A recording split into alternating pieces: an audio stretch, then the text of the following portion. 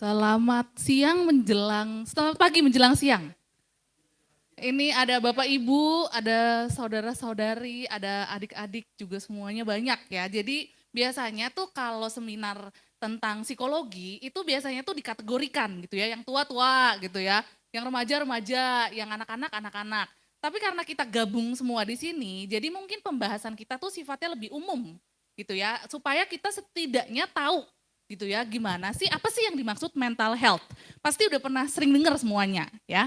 Tapi sebelum kita masuk tentang kesehatan mental, saya mau cek dulu kesehatan otak semua di sini ya. Nah, jadi tolong diikuti gerakan saya. Nih, ini dari level 1 yang mudah ya. Yang mudah dulu ya. Ini buka, yuk semuanya gini, buka, tutup, buka, tutup, buka, tutup. Hah? Bukan.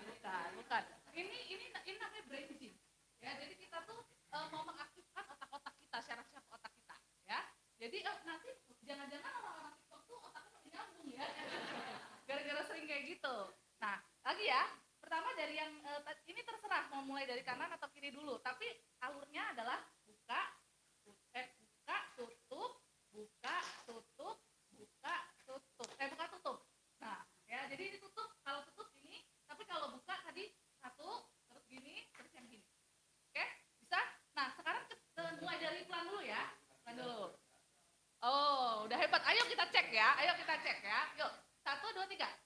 Buka, tutup, buka, tutup, buka, tutup. Terus, ayo bisa susah nggak? Hah? Susah ya? Ini level 1 loh. Ya, kita ulang ya. Kita lakukan lebih cepat. Buka, tutup, buka, tutup, buka, tutup. Oke. Yang merasa susah itu take note ya. Berarti ini ada sesuatu nih ya. Oke, ini kita belum ngomongin mental nih. Itu tadi level 1 ya. Sekarang level 2, lebih susah ya. Keluarin kelingkingnya. Keluarin jempolnya. Terus balik. Terus balik lagi. Gitu. Oke, yuk. 1, 2, 3. Balik. Jadi ini tadinya kelingking jempol, terus kalau dibalik jempol dan kelingking. Oke, terus makin lama makin cepat. Ada yang kesusahan? Nggak boleh dua-duanya nih ya, satu-satu nih. Satu-satu. Berkat cepet tuh. Oke ya, itu level 2. Udah tambah susah nggak? Tambah susah. Nah, sekarang yang berikutnya itu 73. Buat angka 7, habis itu buat angka 3. Nih, pakai yang ini jadi ini 7, yang sininya 2, terus sekarang yang 7-nya di sini. 3. Jadi 7, 3, 7, 3. Gimana? Susah nggak nih? 7, terus 3. 7, 3. 7, 3. Nah, kalau udah lancar, dibalik. Tadinya 7-nya di sini, sekarang 7-nya di sini. Nah, 7, terus 3. 7, 3. Nah, gimana? Tambah susah nggak yang ini? Yang terakhir? Gampang. Siapa yang bilang gampang tadi? Oh, Angel. Nah, berarti otaknya telat. Ya. Bisa jadi juga. Tapi gini, kesehatan otak itu berhubungan dengan kesehatan mental. Ya, ketika otak kita itu bekerja dengan baik, maka mental kita juga bisa bekerja dengan lebih baik. Nah, jadi kalau tadi yang ada mulai susah-susah ya tadi bisa dilatih di rumah ya, sering-sering seperti itu supaya otaknya itu enggak jadi fungsi otaknya bekerja dengan baik gitu ya. Tadi ada yang susah banget enggak? Ada yang ngerasa susah banget enggak? Mudah-mudahan enggak ya. Tapi kalau ada yang merasa nanti dilatih yang gerakan-gerakan tadi itu. Nanti dia tuh nyambung ke otaknya.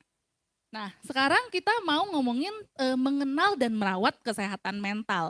Mungkin kita udah sering ya dengar soal kesehatan mental atau mental health, tapi itu apa sih sebenarnya dan bagaimana kita merawatnya?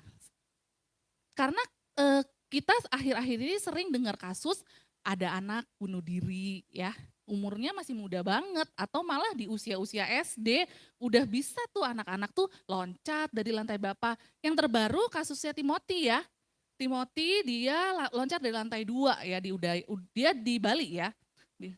Oh, lantai 4 ya? Oke, dari lantai 4. Padahal umurnya masih muda ya. Kira-kira apa sih kesulitan yang dia punya kok bisa sampai memilih untuk bunuh diri? Orang tua juga nggak sedikit ya yang memilih untuk bunuh diri gitu ya. Kalau di luar negeri mungkin mereka tuh nggak keluar lagi dari rumah gitu ya. Nah, masalahnya kesehatan mental itu nggak hanya soal bunuh diri. Ada banyak lagi hal yang lain.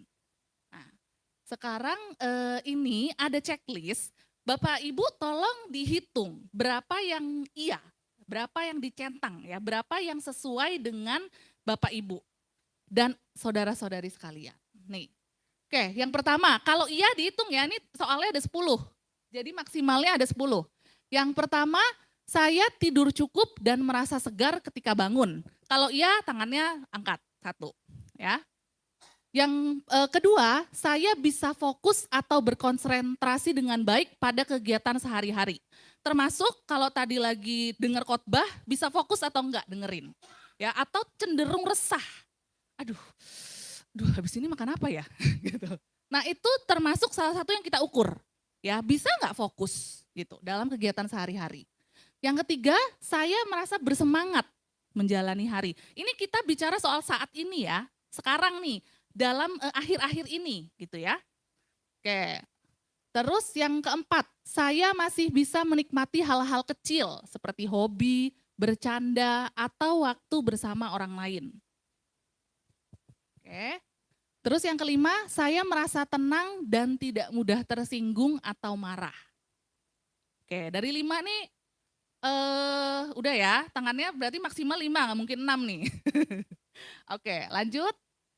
Saya memiliki seseorang yang bisa saya ajak bicara dengan jujur. Jadi ngobrol, benar-benar ngobrol terbuka gitu ya. Terus saya merasa berharga dan berarti bagi orang lain. Saya merasa berharga dan berarti bagi orang lain. Terus yang ketujuh, saya mampu mengelola stres tanpa merasa kewalahan. Yang kesembilan, saya bisa menerima kesalahan diri sendiri dan belajar dari kesalahan tersebut. Jadi bisa menerima kesalahan ya dan belajar dari kesalahan tersebut. Saya tidak merasa cemas atau sedih berlebihan tanpa alasan. Jadi dia tanpa alasan ya. Jadi kalau memang sedih ya ada sebabnya gitu ya. Itu nggak apa-apa gitu. Tapi kalau sedih atau cemas tapi nggak ada alasannya, nah itu dicentak. Nah, udah semuanya? Udah. Nah, sekarang dilihat nih. Kalau yang tangan yang terangkat 8 sampai 10 berarti masih sehat. Ya. Berarti kondisi kesehatannya baik. Saat ini ya, saat ini. Nah, kalau 5 sama 7 perlu hati-hati tuh. Ya. Ini saya nggak minta Bapak Ibu atau saudara-saudari sebutin berapa ya, dijawab aja sendiri gitu ya. Tapi biar tahu, ya biar tahu. Nah kalau 0 sampai 4 itu berarti perlu dukungan profesional. Udah harus ada tindakan. Mudah-mudahan nggak ada. Tapi kalaupun ada nggak apa-apa. Ya, namanya kita manusia, kita tuh pasti pernah ada di fase-fase itu. Jadi nggak apa-apa. Nah, udah ya, udah lebih punya kesadaran ya. Nih sekarang saya nih ada di level yang mana? Gitu ya. Oke, ada yang mau curhat dulu mungkin? Ada yang mau cerita dulu? Oke, kalau nggak ada yang mau cerita, saya mau tanya dulu. Pernah nggak sih Bapak Ibu atau saudara-saudari di sini yang punya pengalaman, nih kayaknya saya tuh udah kesehatan mental saya kurang baik. Atau saudara gitu ya, yang punya saudara gitu. Boleh sharing dulu nggak? Tadi Bu Marta udah sharing ya. Ada Bu Marta udah sharing. Nanti kita akan bahas nih kasusnya Bu Marta. Bu Marta itu masuknya ke yang mana dan sudah ada di level mana gitu. Nah kalau ada yang mau sharing nggak? Mungkin nggak mesti ini atau tetangga misalnya. Saya tuh punya tetangga kayak gini-gini tuh orangnya gitu. Atau kalau Bapak Ibu tahu di sekitar sini, di tetangga sini ada ya yang nenek-nenek itu Ah, udah meninggal. Oke, oke, berarti ya udahlah ya. Ada nggak yang mau sharing dulu? Kenapa?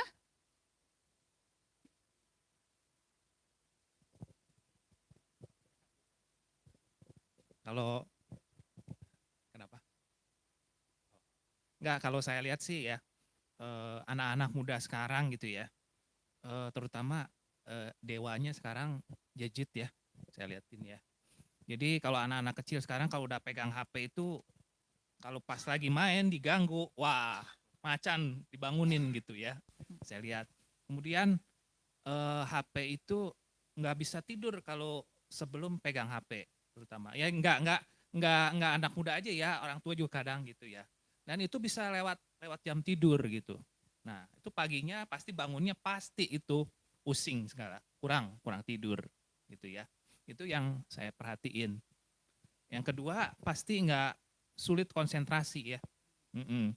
Karena saya pernah pengalaman gitu ya, dengar gitu ya, udah kerja orangnya, tapi dia tuh kecanduan main game online. Jadi waktu kerja karena saking kecanduannya dia suka nyolong-nyolong. Ketahuan lah sama CCTV bosnya kena surat peringatan. Jadi kalau ketahuan lagi dikeluarin gitu. Jadi bertindak untuk HP itu gadget itu sangat apa ya sekarang hati-hatilah penggunaannya gitu ya. Ke kamar mandi makan nggak bisa lepas dari gadget gitu itu tanda-tanda gitu ya kalau menurut saya gitu. Nah itu ya. Kalau sebelum tidur kita tergantung gadget ya itu nggak bisa juga gitu ya. Kadang-kadang mungkin satu hari kita lepas gadget yuk semuanya gitu, cuman periksa WA doang gitu ya. Itu ya menurut saya ya yang saya lihat gitu sekarang ini ya. Terus main game gitu ya, game online anak muda pagi jadi malam, siang jadi malam itu ya, stres akhirnya gitu. Nah itu sih yang saya lihat. Baik, terima Uh, kasih Pak Daniel uh, sharingnya ya. Jadi itu tuh masuk ke gangguan nggak ya nanti ya jadinya ya? Oke, kita akan mulai masuk ya. Nah, di sini ada pernyataan gitu ya. Butuh kekuatan untuk mengakui bahwa kita tuh butuh bantuan dan itulah awal dari penyembuhan. Jadi kesehatan mental itu selama kita merasa bahwa kita tuh baik-baik saja, kita tuh nggak akan pernah bisa disembuhkan sebenarnya. Ya jadi kalau ada nih orang datang ke psikolog, terus dia bilang gini, aku tuh disuruh mamaku, gitu ya. Dia tuh pasti nggak akan sembuh, ya. Anak ini pasti tidak akan sembuh. Tapi kalau dia datang dengan kesadaran, aku tuh butuh bantuan, saya tuh udah nggak bisa tidur berhari-hari gitu ya, tolong dong bantu. Nah orang itu lebih bisa punya kesempatan untuk sembuh daripada anak yang disuruh tadi. Karena kalau tidak ada kesadaran atau keinginan untuk dia mengakui bahwa dia itu sedang dalam situasi yang tidak baik-baik saja, itu nggak akan bisa sembuh. Makanya kalau kita punya tetangga atau saudara yang, aduh dia ini udah harus ketemu psikolog nih, dia tuh udah harus ke dokter.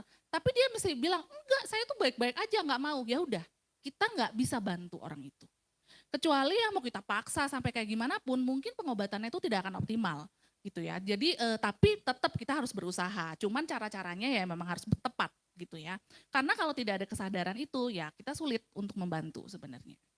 Nah, definisi kita harus tahu dulu ya kesehatan mental itu apa. Nah, kesehatan mental itu berarti keadaan ketika kita tuh merasa sejahtera. Sejahtera itu dalam arti apa? Sejahtera itu dia tuh mengenal dan menerima dirinya. Gitu ya. Jadi dia tuh tahu siapa sih saya itu gitu. Dan mampu menghadapi tantangan hidup. Jadi kalau punya kan kita hidup ini pasti ada tantangannya ya. Nah, dia itu bisa menghadapi. Kemudian juga bekerja dengan baik. Jadi di sini saya yakin tidak ada orang yang hanya duduk di rumah, ya pasti ada aktivitas yang dilakukan. Nah itu tuh dijalankan dengan baik atau tidak, gitu. Kalau dia masih bisa menjalankan dengan baik, berarti dia punya kesehatan mental, gitu. Serta berperan positif dalam lingkungan sekitar. Jadi kesehatan mental itu sangat berhubungan dengan lingkungan. Nggak bisa tuh ada orang bilang, saya sehat mental, tapi dia hidup sendiri di dalam pulau. Ya, sendirian, nggak bisa, itu pasti nggak sehat mentalnya. Jadi kesehatan mental itu sangat berhubungan dengan lingkungan sekitar. Dia berfungsi nggak di dalam lingkungan sekitar dia. gitu. Nah, mental yang sehat membuat seseorang tuh mampu berpikir jernih. Ya, makanya dia bisa fokus. Tadi Pak Daniel sempat nyinggung soal fokus, ya. Nah, terus dia mampu berpikir jernih, mengelola emosi. Nah, kalau di sini ada yang suka marah-marah, ya. Kalau ibu-ibu itu suka marah-marah ya memang ya. Tapi tapi sejauh mana itu jadi gangguan gitu. Nah, nanti kita akan bahas. Terus berelasi baik. Nah, relasi itu jadi penting gitu ya, jadi ukuran. Kalau dia tuh pernah nggak sih punya temen atau orang di sekitar yang dia tuh kerjanya tuh berantem terus sama orang lain. Nah, itu kita harus bertanya-tanya ya, ini mentalnya sehat atau enggak gitu. Terus dan tetap berfungsi meski ada tantangan. Jadi tantangan itu kita nggak bisa hindari, kita pasti akan menghadapi tantangan. Nah, ketika menghadapi tantangan, kita itu jadi berfungsi atau jadi tidak berfungsi. Kalau kita jadi tidak berfungsi, berarti kita jangan-jangan sedang dalam kesehatan mental yang tidak baik, gitu. Nah, jadi ketika kita punya kesehatan mental yang baik, maka kita mampu berpikir jernih, mengelola emosi, hubungan kita baik, dan kita juga bisa tetap beraktivitas sehari-hari, gitu. Nah, sekarang kita udah tahu kalau kita sehat seperti itu. Nah, kalau kita punya gangguan, itu kayak gimana? Ya, kan kita tahu nih yang sehat tuh gini loh, yang bagus-bagus tuh gini. Tapi kalau gangguan tuh yang seperti apa? Nah, gangguan itu kalau menurut WHO, kondisi yang melibatkan gangguan yang signifikan pada pikiran, emosi, perilaku, serta fungsi dalam keseharian. Itu menurut WHO ya. Jadi yang terganggu adalah pikiran, emosi, perilaku, serta fungsi sehari-hari. Nah, menurut DSM-5, DSM-5 itu juga kayak primbonnya gangguan gitu ya. Dia itu juga bicara soal kondisi gangguan dalam kognisi, kognisi itu pikiran, emosi, perilaku, dan juga fungsi. Ya, jadi kalau kita mau simpulkan, gangguan mental itu gangguan ketika seseorang itu tidak bisa mengendalikan pikiran, emosi, perilaku, sehingga dia tidak berfungsi di dalam kesehariannya. Tidak berfungsi itu seperti apa? Misalnya gini, contoh, kita kerja, terus gara-gara kita punya gangguan mental, karena kita punya masalah kesehatan mental, kita itu jadi harusnya targetnya 10, kita selalu dapatnya 5 atau berkurang. Terus itu yang paling sering kita temui. Kalau ibu rumah tangga gimana? Tadinya masak, terus dia jadi nggak mau masak. Dan itu tuh terjadi lama gitu ya, bukan cuma hari ini aja gitu ya. Besoknya nggak masak lagi. Atau mungkin untuk orang tua yang lebih muda, dia jadi nggak bisa ngurus anaknya. Ya. Kalau untuk anak-anak sekolah, dia jadi nggak bisa nyelesain tugas-tugas dia di sekolah. Nah, itu yang kita bilang mengganggu fungsi dia sehari-hari. Ya. Nah, terganggu fungsinya itu karena apa? Karena pikiran, emosi, sama perilakunya yang tidak bekerja dengan baik. Itu. Tapi nih, gangguan mental itu bukan sakit jiwa. Ya, jadi kita jangan merasa bahwa, waduh, saya nih sakit jiwa nih berarti gitu ya, gara-gara mental saya tuh nggak sehat gitu ya, enggak ya.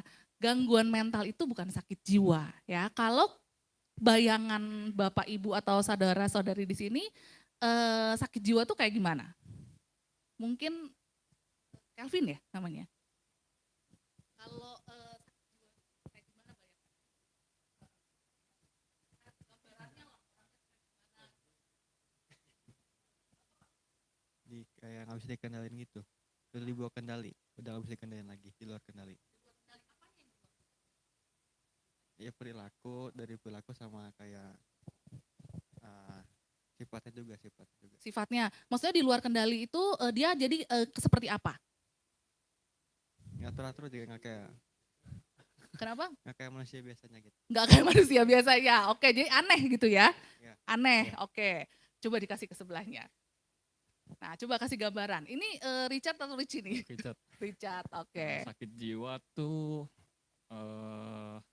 biasa, kalau yang saya tahu sih Iya, kebanyakan biasanya kalau dapat tekanan yang luar biasa gitu, itu bisa mempengaruhi gitu. Jadi kayak sakit, kalau saya gambarkannya misalnya itu kepribadian asli dia awalnya ceria atau gimana gitu. Nah, terus ini dia dapat tekanan nih berbulan-bulan atau bertahun-tahun bahkan gitu.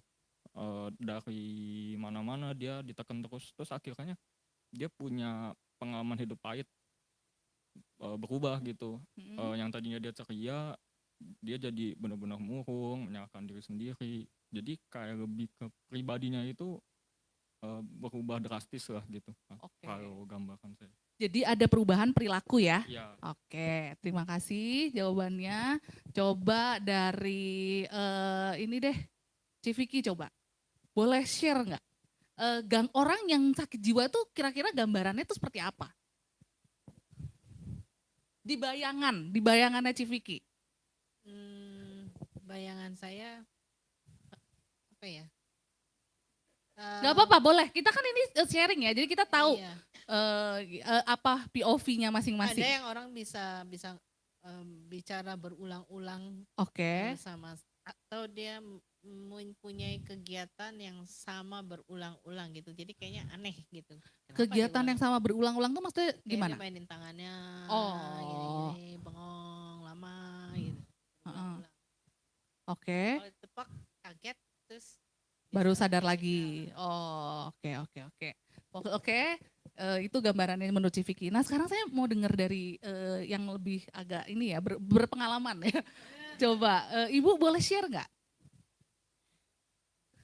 Ya, kalau orang seperti itu sepertinya dia pikirannya kayak suka ngelamun. Oke, Terus bekerjanya yang nggak bisa dikerjakan. Tadinya kayak tumben gitu ibaratnya gitu. oh, oke. Gitu. Jadi terus suka ngelamun tadi tuh tumben, terus kalau ditanyain orang suka bengong gitu. Heeh. Jadi lain dari yang lain biasanya gitu dianya. Oke, baik. Nah, makasih ya tadi yang udah share semuanya.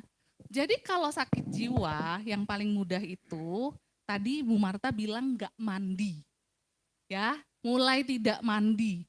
Kalau di jalan kita sering lihat ODGJ yang kita bilang, nah itu namanya sakit jiwa. Apakah mereka mengalami gangguan mental? Iya. Tapi tidak semua gangguan mental berakhirnya sakit jiwa. Gitu. Tapi ya itu sakit jiwa itu ya itu awalnya gitu, bengong gitu ya. Diajak ngomong nggak nyambung, lama-lama mulai nggak mandi, mengurung diri di kamar ya, lama-lama dia udah nggak nyambung dengan realitas. Terus muncul, kayaknya saya itu dijadiin raja di daerah Sunda ya. Nah dia punya bayangan-bayangan gitu ya. Itu gangguan-gangguan itu namanya sakit jiwa ya, itu namanya sakit jiwa. Nah tapi kalau gangguan mental ini tidak ditangani, lama-lama dia tuh meningkat, dia memang bisa jadi berat ya, tapi tidak semuanya berakhirnya di sakit jiwa gitu. Jadi tergantung, gangguan mental itu tergantung seberapa sering, seberapa berat, dan bagaimana dampaknya terhadap kehidupan dia sehari-hari gitu. Nah terus, ini kita mau bahas yang sering ya. Jadi biar saudara-saudari, bapak ibu, adik-adik di sini tuh tahu gangguan mental tuh nggak cuma sakit jiwa, ya. Ada banyak sekali. Ini yang sering aja nih yang akan kita bahas. Mungkin ini agak kecil ya, tapi saya bahas sekalian saya jelasin. Yang paling sering itu depresi, ya kita sering dengar, ya kita tahu depresi itu kalau mudahnya tuh orang yang sedih, gitu ya. Orang yang sedih berkepanjangan. Nah tapi dia itu lama-lama dia mulai kehilangan minat ya terhadap hal-hal yang tadinya dia suka. Misalnya nih dia tadinya suka main game, tapi dia kena sesuatu, misalnya dia punya masalah, terus dia jadi depresi, dia menarik diri. Dia nggak suka lagi main game, udah gitu dia nggak mulai ada perubahan pola makan atau pola tidur. Nah perubahan pola makan ini tidak selalu dia jadi tidak mau makan. Ya bisa jadi dia jadi makan terus. Tidur juga bukan berarti dia jadi tidak bisa tidur saja. Bisa jadi dia tidur terus. Gitu ya, kalau tadi Bu Marta nggak bisa tidur, ada orang yang depresi yang tidur terus. Gitu ya, jadi itu beda-beda ya di tiap orang. Kemudian dia punya pikiran negatif tentang diri sendiri. Saya tuh nggak mampu, saya tuh nggak bisa, saya tuh orang paling bodoh, saya tuh orang paling jelek. Saya tuh orang yang paling gak bisa apa-apa. Nah itu depresi. Ya. Terus dampaknya apa? Sudah pasti dia jadi tidak bisa produktif. ya, yang tadinya misalnya dia sekolah biasa, ya udah dia jadi mengurung diri di kamar, ya dia menghindari interaksi dengan orang-orang di sekitarnya. Mamanya masuk, papanya masuk disuruh keluar. Dan depresi ini dia kalau berat, dia pasti punya resiko bunuh diri. Ya, makanya depresi ini salah satu gangguan yang paling banyak penanganannya gitu ya, karena dia beresiko untuk bunuh diri. Nah, cuman perlu dibedakan pada anak-anak sekarang ya. Anak-anak sekarang itu yang anak-anak SD bunuh diri, belum tentu mereka depresi. Bisa jadi mereka nonton. Ya, mereka nonton, mereka lihat oh, orang tuh kalau susah bunuh diri. Ya udah, saya kalau susah saya bunuh diri, tapi dia belum tentu depresi. Gitu ya. Depresi itu harus ada fasenya. Gitu dia sampai dia tuh merasa tidak ada jalan keluar, dia enggak mau makan atau dia makan terus gitu. Nah, terus biasanya dia itu rentan muncul di anak-anak remaja. Memang anak-anak remaja akhir itu sekitar 17, 18 sampai dewasa muda. Ya, dan lebih sering terjadi pada perempuan. Ya, jadi kita harus lebih berhati-hati gitu ya. Kalau kita punya anak remaja gitu ya, udah gitu perempuan, atau kita punya keluarga yang perempuan dan udah mulai di usia-usia ini, kita harus hati-hati. Nah, cuman depresi ini juga bisa terjadi pada orang tua. Misalnya dia mulai anak-anaknya sekolah, tinggal di rumah sendiri gitu ya, atau sama pasangannya, terus dia lama-lama kesepian gitu ya. Nah, itu juga rentan depresi gitu ya. Jadi kita harus berhati-hati, memang dia rentan di anak-anak remaja dan dewasa, muda, tapi di anak orang-orang tua tuh juga sangat mungkin terjadi. Di lansia itu juga sangat rentan. Ya, kita banyak ketemu ya lansia yang udahlah saya mau mati aja gitu ya. Kenapa dia nggak punya lingkungan sosial lagi, dia udah nggak pernah ketemu teman-teman lagi gitu. Makanya saya seneng banget lihat lansia di sini sangat wow bersemangat gitu ya, ikut kegiatan. Dengan dia ikut kegiatan terus, mereka ikut kegiatan terus, itu mereka jadi meningkatkan fungsi hidup mereka. Makanya tidak ada muncul rasa kesepian, depresi dan lain sebagainya. Gitu. Nah, gangguan yang kedua yang sering itu bipolar. Ini bipolar ini sering banyak dibahas ya sama anak-anak muda. Bipolar, pernah dengar nggak bipolar? Ibu Chunyang mungkin pernah dengar. Boleh coba share nggak? Bipolar ini ada artis-artis yang juga sering ngaku saya tuh bipolar gitu ya. Coba, boleh coba share. Pernah dengar nggak? Pernah dengar sih bipolar, cuman kalau arti yang sesungguhnya bipolar itu sebenarnya saya kurang paham juga sih gitu. Arti yang sebenarnya gitu dari bipolar ini. Betul, tapi pernah dengar ya? Pernah. Ada yang pernah dengar nggak bipolar? Oh, boleh. Isi pengalaman kali. Bipolar itu kan emosi yang nggak stabil ya. Ini pengalaman yang saya pernah temui juga di lingkungan kerja. Orang tuh bisa tiba-tiba marahin orang dengan sangat luar biasa dan tiba-tiba dia di dalam perubahan di dalam waktu yang sangat singkat dia bisa ajak ketawa orang itu juga gitu loh. Dan itu saya lihat sih hal kayak begitu waktu saya amati mengenai orang ini ya. Memang dibawa tuh ke psikiater gitu ya, ke psikolog apalah. Otak mengecil.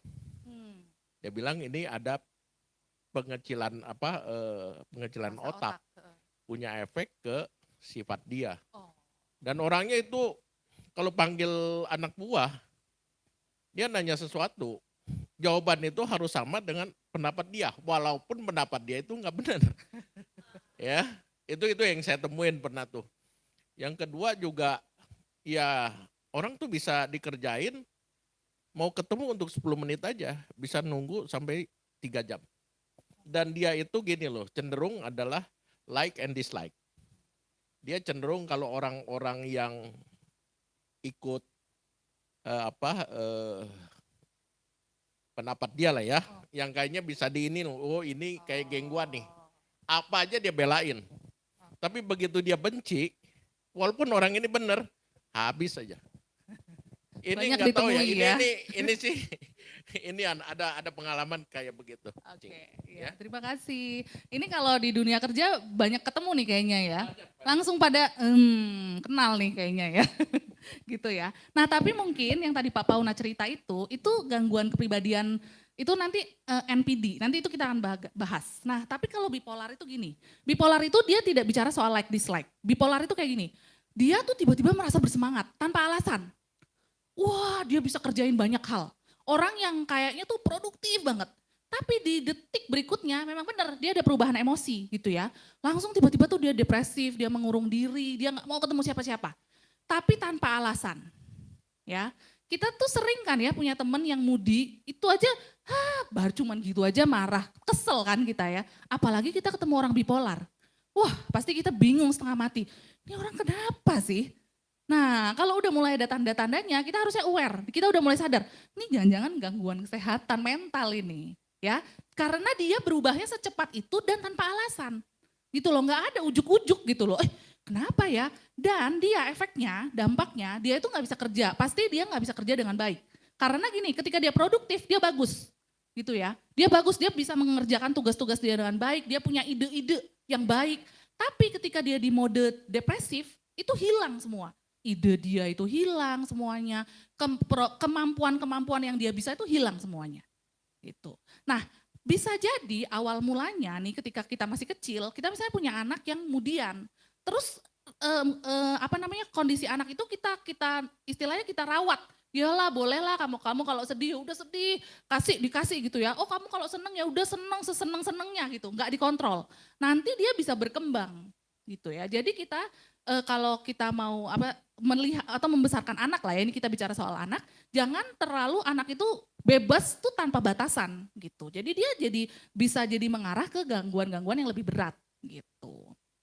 Nah, biasanya munculnya di dewasa muda. Dulu yang terkenal itu yaitu ya si Marsyanda ya. Dia tiba-tiba marah-marah gitu ya. Dia tiba-tiba marah-marah. Habis itu dia ya udah waktu dia lagi bener dia sadar gitu ya. Ya udah dia balik lagi gitu ya. Terus kan dia ditangani, sekarang ya udah lebih baik gitu ya. Nah, tapi banyak orang yang ngaku-ngaku gini ya. Padahal dia itu ya memang mudian aja orangnya. Atau gini, memang dia suka marah. Tapi dia pakai alasan saya itu bipolar ya. Supaya orang mengerti dia gitu ya. Padahal ini bukan bipolar, ini memang kamu tukang marah gitu. Nah, jadi kita harus tahu gitu ya membedakannya. Nah, terus yang ketiga itu ada generalized anxiety disorder. Tadi Boksu sempat bilang nih di khotbah ya, ada panic attack. Ya, panic attack itu bagian dari gangguan kecemasan. Gangguan kecemasan itu banyak, dia tuh spesifik. Ada yang kecemasan sosial, ada yang kecemasan terhadap fobia, itu masuknya kecemasan. Ya, fobia ada orang yang takut lihat pisang ya, ada orang yang nggak berani naik pesawat dan lain sebagainya. Itu semua itu masuknya di kategori kecemasan. Tapi kecemasan itu banyak ya, banyak jenisnya. Yang umum, yang sering itu adalah gangguan kecemasan umum. Jadi dia gangguan kecemasan menyeluruh, general. Jadi dia tuh semua aja dicemasin gitu ya. Ini banyak terjadi pada ibu-ibu ya. Aduh, anak tadi bekalnya udah dibawa belum ya? Tadi sepatunya pakai kaos kaki nggak ya? Gitu ya.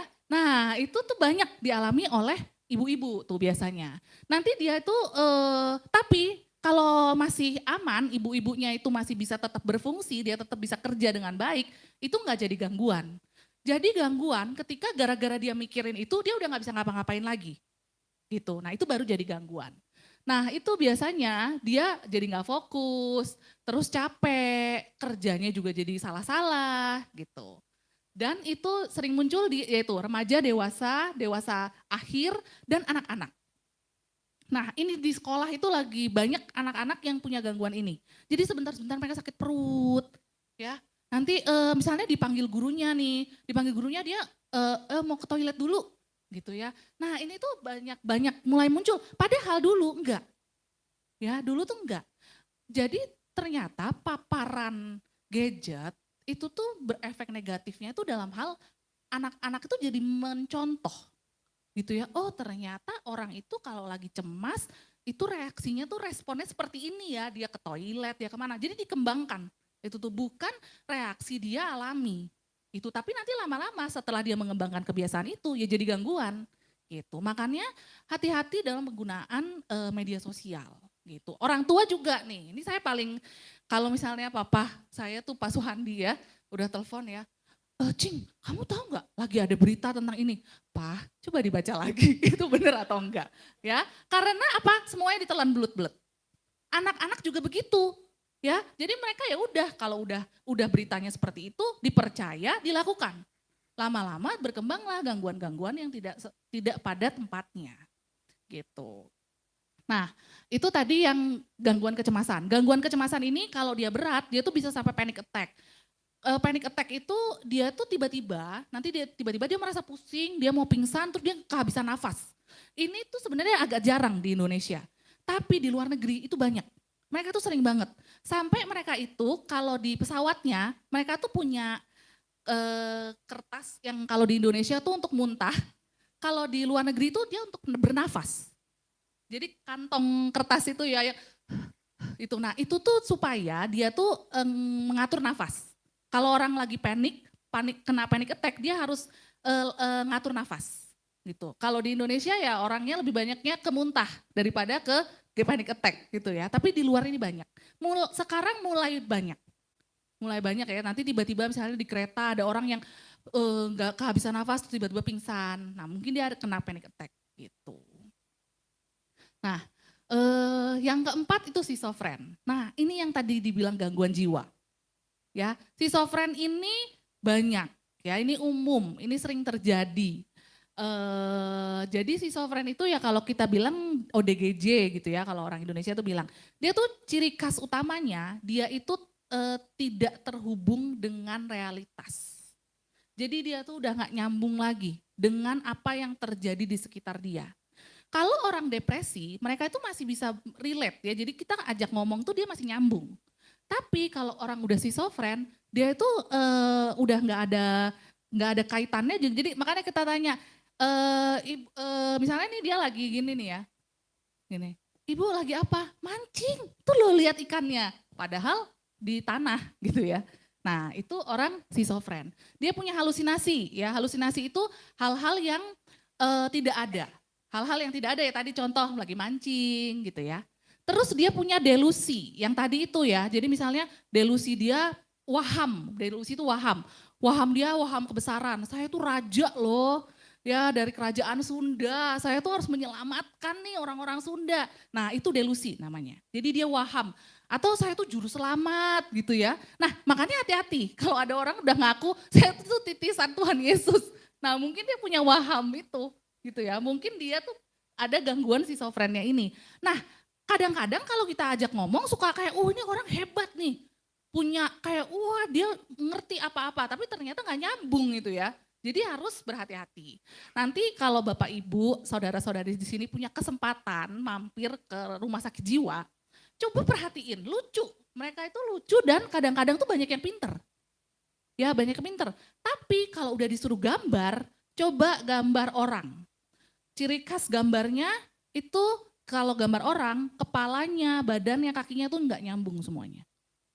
Jadi kepalanya di mana, kakinya di mana, badannya di mana, dia tidak terhubung semuanya. Gitu karena ketika orang itu sudah kena schizofren, dia itu kepribadian atau kita bilangnya itu ego ya, atau inti dari pikiran si orangnya itu pecah. Nah ini agak sulit mau dibalikan ya, karena kalau udah pecah itu pasti ada sisa retakan-retakannya walaupun digabungin. Jadi kita harus benar-benar berhati-hati kalau kita udah mulai muncul gejala-gejala, kita jangan biarin gitu ya, karena kalau kita biarin nanti bisanya masuknya ke situ, schizofren itu. Nah oke, yang berikutnya adalah obsessive compulsive disorder. Ini juga sering nih, saya tuh OCD ya, pernah dengar nggak? OCD. Coba mungkin Angel pernah dengar nggak OCD? Oke, coba yang anak muda ya. Jordan pernah dengar nggak OCD? Marvel? Coba, Marvel. Jadi dia tuh lebih ke yang kayak perfeksionis tapi terlalu lebay gitu perfeksionisnya. Apa-apa harus perfect. Heeh. Gitu sih. Pernah punya teman yang gitu? Enggak sih. Belum pernah, oke. Atau ada nggak yang merasa di sini saya tuh OCD? OCD kebersihan. Di rumah tuh nggak boleh nggak nyapu, nggak ngepel. Gitu ya. Atau gini, misalnya kalau keluar tuh selalu, pintu udah dikunci belum ya? Balik cek lagi. Gitu ya. Atau misalnya gini, kompor udah mati belum? Balik cek lagi. Gitu ya, terus keluar lagi. Udah dicek nih, cek lagi lah. Gitu. Ada yang kayak gitu? Nah, belum jadi gangguan kalau belum mengganggu keseharian. Ya, kalau belum mengganggu keseharian. Jadi kalau ada orang yang suka ngaku-ngaku, saya tuh OCD ya. Kayaknya anak saya OCD deh. Aduh, saya kalau dengar kayak gitu, jangan mau ibu anaknya OCD ya. Jangan dijudge, jangan dikasih label. Karena ketika dia sudah jadi gangguan, dia tuh pasti mengganggu fungsi keseharian. Nah, OCD itu gini, obsesif. Obsesif itu pikiran, ya. Jadi dia pikirannya yang terus begini. Duh, udah dikunci belum ya? Udah dikunci belum ya? Udah dikunci belum ya? Tapi dia nggak melakukan sesuatu. Jadi cuman pikirannya, itu obsesi. Kalau kompulsi itu tindakannya. Dia balik ngecek terus. Keluar, ngecek lagi. Itu kompulsi. Jadi ada orang yang cuman obsesi saja, ada orang yang cuman kompulsi saja, ada yang dua-duanya. Nah, bayangin kalau sudah jadi gangguan, dia itu sehari bisa 1000 kali. Misalnya ngecek lagi gitu. Nah, itu baru gangguan. Tapi kalau misalnya kita cuma sekedar ngecek, lupa nih ya kalau banyak pikiran ya, namanya ibu-ibu atau bapak-bapak banyak pikiran. Tadi Pak Pauna turun mobil nggak direm ya. Nah, mungkin besok-besok cek dulu deh gitu. Nah, itu wajar. Ya, itu sesuatu yang wajar. Tapi kalau udah sampai dia tuh jadi nggak bisa ngapa-ngapain lagi karena melakukan itu, nah itu namanya gangguan. Gitu. Nah, gangguan obsesi kompulsi ini banyak ya Bapak Ibu, di luar negeri itu banyak. Di Indonesia itu cenderung, ya sebenarnya orang Indonesia tuh cenderung sehat ya mentalnya. Kita tuh punya budaya, ya udahlah terimalah gitu ya. Ya udah hadapin aja gitu ya. Walaupun sekarang mulai bergeser.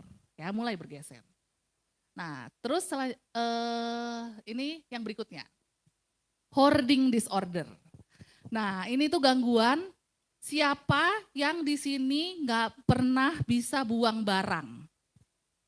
Ditumpuk terus di rumah, ya, ditumpuk, dibuang, sayang lah, takutnya perlu, tumpuk di rumah, padahal nggak pernah dicari juga, gitu ya.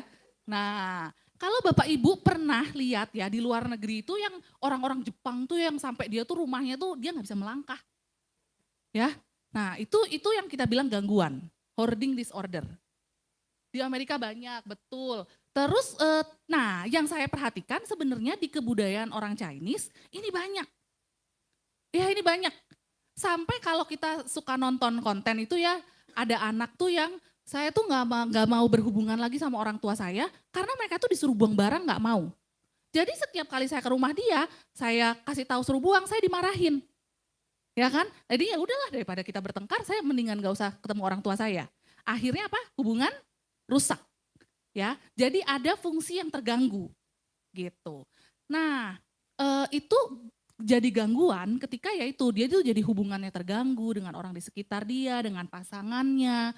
Udah gitu juga ada konflik, terus sakit jadinya. Kan kotor ya kalau kita barang tuh terus-terusan disimpan. Dan bahkan gini, kalau dia jadi gangguan, kadang-kadang sampah juga disimpan. Ya, jadi misalnya dia makan tuh pop mie, kok tempatnya itu disimpan gitu. Makanya kita bilang itu gangguan. Kita sulit kan menalar itu. Kita ngapain? Ya kan? Nah, tapi kalau orang dengan gangguan itu, dia merasa itu wajar. Itu yang dilakukan, ya udah, saya memang butuh ini gitu.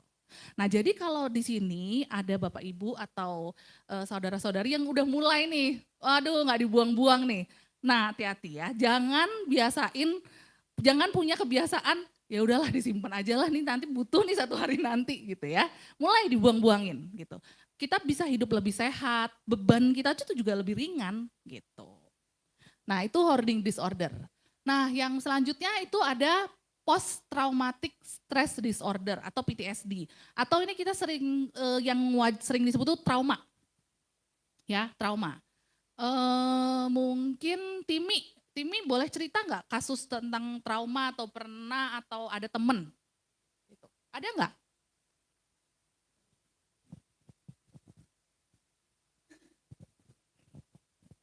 Mungkin kalau dari aku ada sih. Jadi dulu pernah bawa motor ya kenceng banget. Habis itu ngerem dalam, kedebuk jatuh.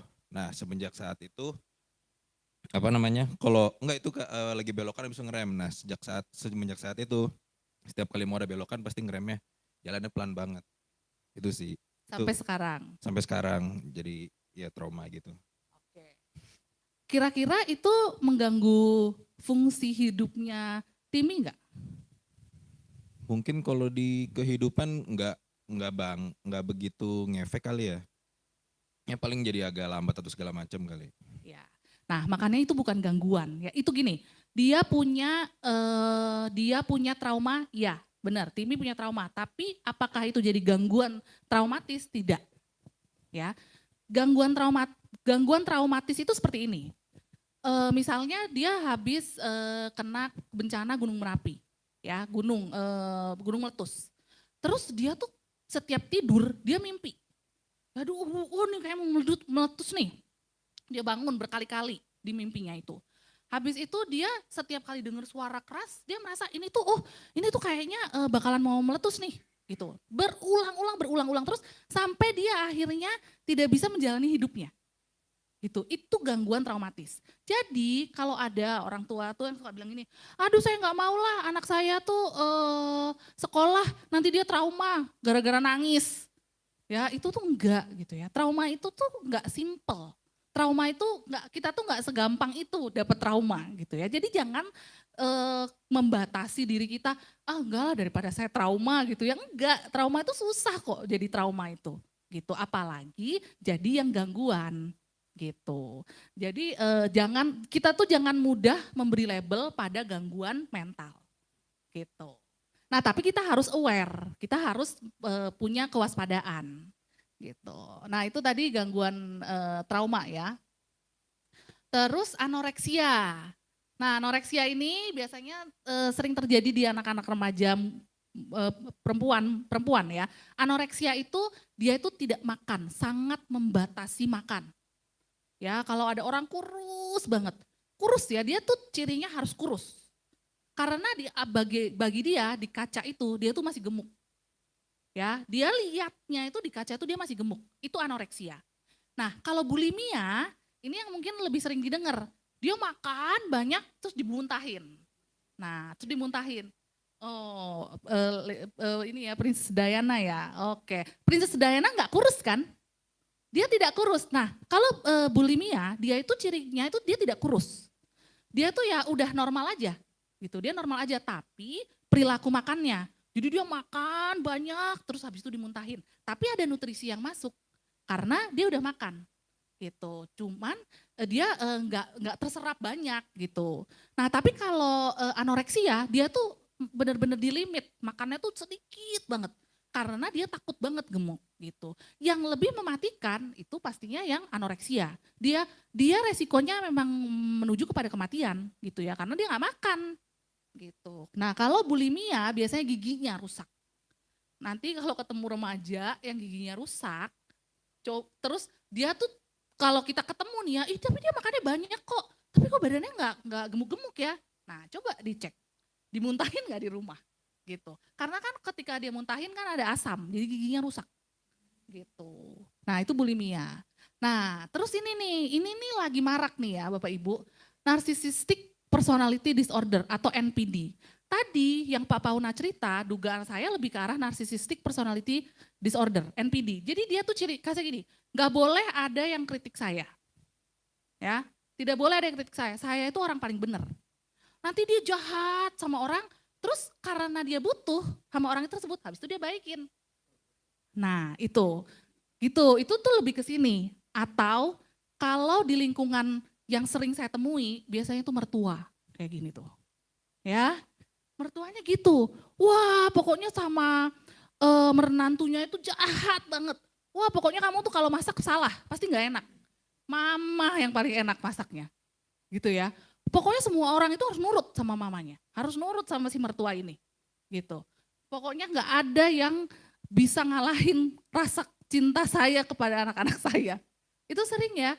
Dan itu munculnya tuh nggak tiba-tiba. Sebenarnya dari usia-usia muda itu lebih udah kelihatan. Dan kalau di pasangan, biasanya suami istri yang KDRT, biasanya salah satu pasangan yang melakukan KDRT itu dia punya gangguan ini. Makanya dia gini, dia pukul pasangannya, habis itu dibaikin lagi. Gitu ya. Jadi makanya pasangannya itu merasa, duh harus cerai nggak ya? Soalnya dia tuh kadang-kadang dia baik gitu. Nah, jadi harus hati-hati kalau pilih pacar nih anak-anak muda ya, kadang-kadang dia baik, tapi kadang-kadang dia tuh bisa jahat banget. Terus dia tuh selalu memanipulasi saya. Dia tuh selalu bilang gini, kamu tuh salah, kamu tuh harusnya gini gitu. Nah, coba mulai hati-hati di review gitu ya hubungannya. Heeh.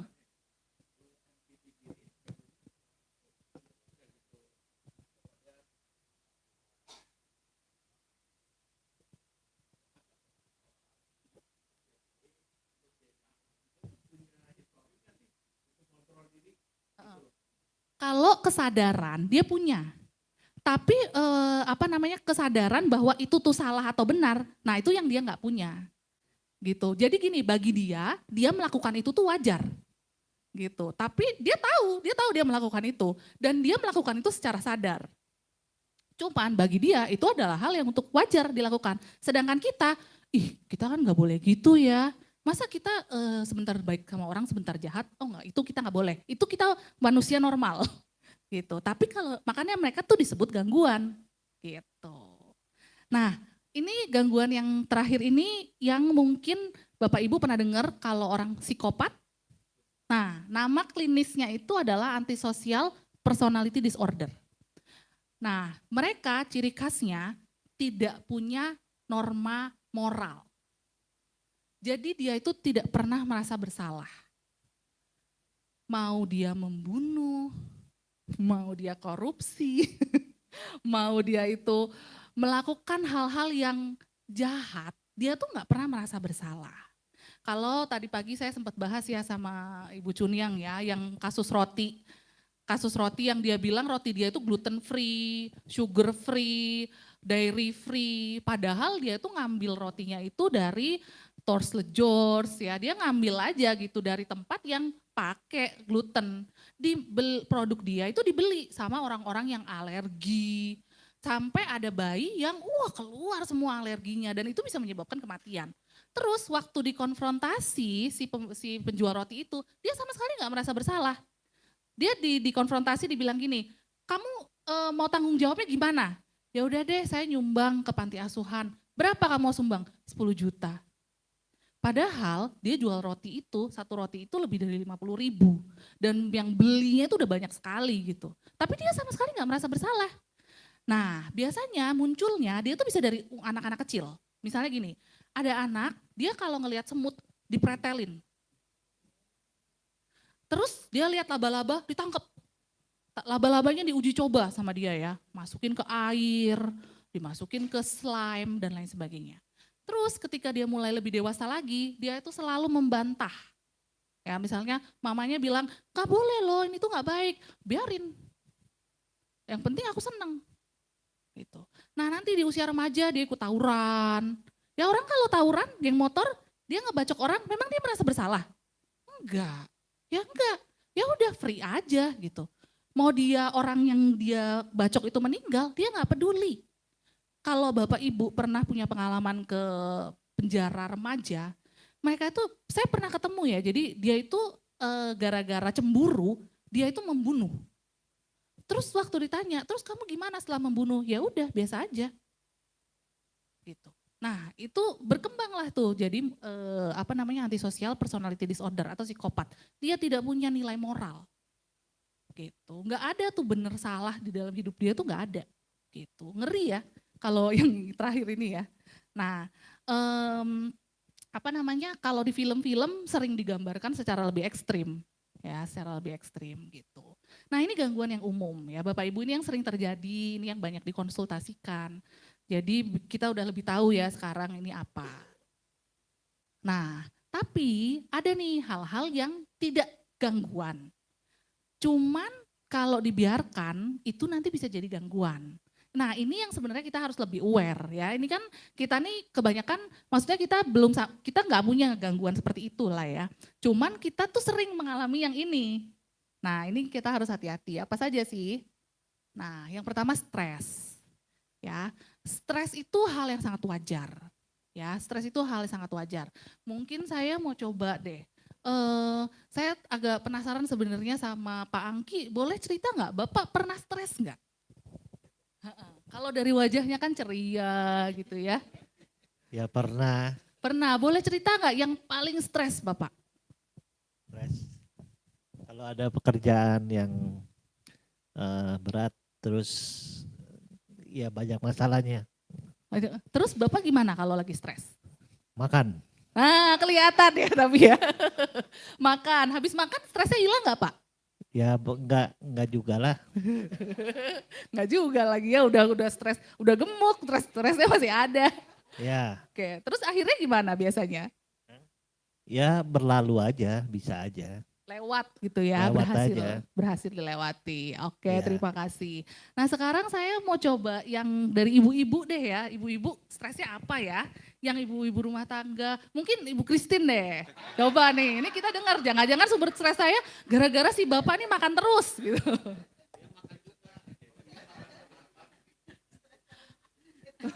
Iya, sumber stresnya.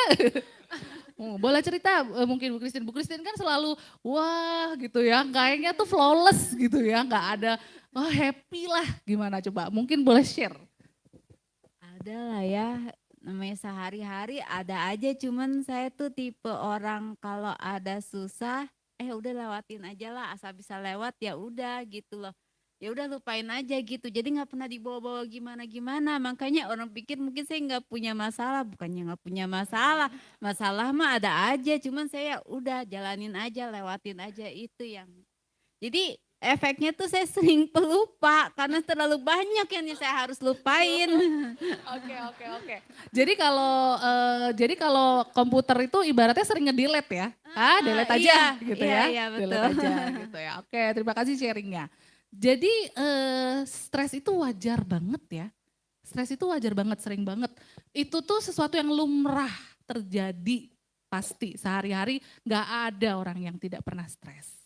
Nah, stres itu respon alami ya, respon alami tubuh dan pikiran terhadap tekanan atau tuntutan. Ciri khasnya kita susah tidur, gampang marah ya, tegang. Atau kalau yang agak lebih stres ini kita suka tegang. Ya, leher ini mulai kerasa nih. Aduh, apa namanya kok sakit ya gitu ya. Minum obat ya rilis sih, minum obat ya, tapi udah gitu muncul lagi gitu. Nah, udah gitu dia kalau tidak dikelola. Tadi kan ya Ibu Christine sama Pak Angki sempat bilang, ya udah dibiarin aja. Kadang-kadang ada masalah yang memang tinggal tunggu waktu dia beres. Tapi ada masalah yang dibiarin tuh nggak beres-beres. Terus gimana dong? Stresnya mau diapain? Masa dibiarin terus? Karena stres yang tidak dikelola, dia bisa berkembang menjadi gangguan. Ya, gangguan. Misalnya gini, kita punya anak nih, dipanggil terus sama guru ya, gara-gara apa? Di sekolah tidur gitu ya. Habis itu dikasih tahu melawan guru, merokok nggak takut gitu ya. Gurunya yang dituntut. Nah, terus orang tuanya kan pertama kali ya udahlah, mungkin dia cuma sekali ini aja dipanggilnya. Dipanggil terus. Nah, terus kalau orang tuanya biarin aja, sumber stresnya hilang tidak? Enggak ya. Masih ada terus. Bisa nggak gara-gara terus ini orang tuanya malah jadi depresi? Itu sangat mungkin ya berkembang. Atau mungkin misalnya berkembangnya jadi apa? Kecemasan. Ya, gangguan kecemasan. Itu sangat mungkin. Ya, nah itu jadi stres itu nggak boleh dianggap remeh gitu ya. Kita tahu kita tuh punya stres ya harus diatasi, dikelola. Gitu. Nah yang kedua overthinking. Kalau bahasa anak mudanya OVT ya. overthinking nih, OVT, aduh aku lagi OVT nih gitu ya. Apa sih OVT itu atau overthinking? Overthinking itu pikiran yang kita ulang-ulang terus. Ya, pikiran yang kita ulang-ulang terus dia tuh nggak ada solusinya. Misalnya gini, aduh mau kurus nih, aduh mau kurus ya, kayaknya lihat orang lain kurus enak tuh pilih baju, aduh mau kurus ya, tapi nggak ngapa-ngapain, gitu ya. Mungkin kalau untuk pikiran kurus kita nggak jadi mengembangkan gangguan kemana-mana gitu ya, tapi mungkin bisa jadi tadi yang bulimia atau anoreksia. Tapi yang paling sering itu masalah sehari-hari gitu ya. Misalnya kalau klien saya itu pernah ada yang gini, dia itu orang tuanya suka minta uang sama dia. Terus aduh nanti kalau orang tuanya minta uang dia jadi berkurang dong uangnya. Tapi orang tuanya ini juga dikasih tahu nggak bisa. Duh tapi nanti uangnya habis. Aduh tapi nanti kalau nggak ngasih orang tuanya saya dibilang anak durhaka. Terus nanti gimana dong? Terus berpikir tentang itu tapi nggak ada solusinya gitu. Nah itu overthinking. Atau juga bisa gini, mikirinnya terlalu jauh gitu ya. Duh ya itu tadi ya, misalnya saya nggak kasih, nanti saya dibilang anak durhaka. Nanti kalau saya jadi anak durhaka, nanti saya diasingkan sama tetangga-tetangga saya. Padahal tetangganya nggak ada yang tahu cerita itu. Ya, itu namanya overthinking. Jadi kita berpikir berulang tanpa solusi yang jelas. Kita nggak mikirin tuh, iya betul kita punya masalah. Terus itu gimana menyelesaikannya? Jadi kita pikirin terus, tapi kita pikirin aja terus. Nah, terus dia mulai muncul kecemasan, terus dia sulit tidur, gitu ya. Lama-lama dia itu bisa memicu yaitu gangguan kecemasan dan depresi. Depresi kalau mulai berat, dia nanti bisa schizofren, seperti itu perkembangannya. Nah, itu overthinking ya. Anak-anak muda nih sering nih, aduh saya mau jadi apa ya? Nanti kalau udah kerja bisa sukses nggak ya? Gitu ya. Nanti kalau udah sukses bisa financial freedom nggak ya? Atau misalnya nanti kalau saya punya pasangan hidup, sekarang makanya banyak orang nggak mau menikah ya. Banyak orang nggak mau menikah. Udahlah saya nggak menikah aja daripada menikah nanti punya suami, punya istri suka pakai boros atau misalnya suami saya nanti mukul atau nanti ternyata punya anak-anaknya nakal, mendingan gak usah nikah. Kenapa? Karena overthinking. Ya, walaupun mungkin dia tetap berfungsi secara sehari-hari gitu ya, tapi efeknya keputusan-keputusan yang dia buat itu jadi tidak rasional lagi gitu. Nah yang berikutnya trauma masa lalu. Nah tadi Timi sempat cerita ya, Timi punya trauma jatuh gitu ya. Jadi akhirnya Timi kalau setiap kali belokan dia selalu berhati-hati. Nah trauma itu sebenarnya wajar ya. Tadi kita sering ya, misalnya kita pernah naik pesawat, pesawatnya ada turbulensi, terus kita nggak pernah lagi mau naik pesawat atau agak takut naik pesawat. Itu sebenarnya cukup wajar ya. Jadi kita lebih berhati-hati. Tapi kalau ada trauma-trauma yang kalau kita biarkan, itu tuh berkembang menjadi gangguan. Misalnya nih, kehilangan.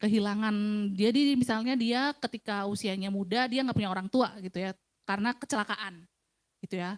Terus dia inget terus nih kejadian ini. Dia inget, dia bawa, terus lama-lama dia jadi punya pikiran halusinasi gitu ya. Misalnya, wah nanti kalau mobil ini tuh bisa kecelakaan nih.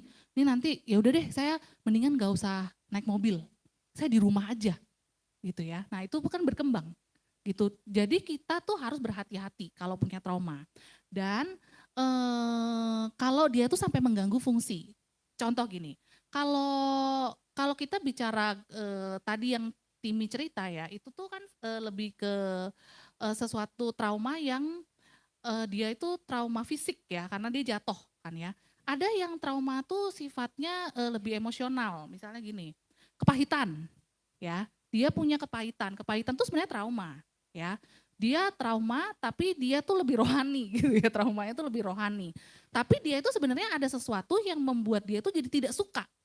Ya, jadi itu ada traumanya sebenarnya. Apakah dia bisa jadi gangguan? Bisa.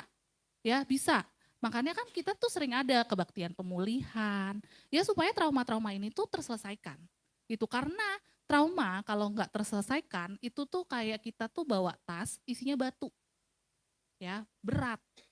Kalau batunya tambah banyak, kejadian traumanya tambah banyak, misalnya dia trauma sama, ya misalnya dia punya hubungan, dia punya trauma di dalam hubungan gitu ya. Jadi dia berikutnya ketika dia punya hubungan yang baru, dia jadi tambah trauma. Tuh kan bener, disimpan lagi batunya. Ya lama-lama ya dia akan sulit berpikir dengan jernih gitu. Nah makanya trauma masa lalu ini kalau dibiarkan bisa menjadi gangguan. Jadi 3 hal ini mungkin remeh atau sehari-hari sangat sering terjadi. Stres, overthinking, dan trauma. Tapi kalau dibiarkan itu bisa jadi gangguan. Gitu. Nah sekarang kita kapan nih? Jadi kita kapan nih harus mulai sadar nih kita butuh bantuan atau tidak gitu ya. Pertama itu ketika gejalanya muncul terus-menerus selama lebih dari 2 minggu. Ya, jadi kalau orang trauma tuh misalnya dia keinget terus kebangun mimpi lebih dari 2 minggu. Ya, atau dia mulai nggak mandi lebih dari 2 minggu. Ya, atau dia mulai mengurung diri di kamar 2 minggu. Ya.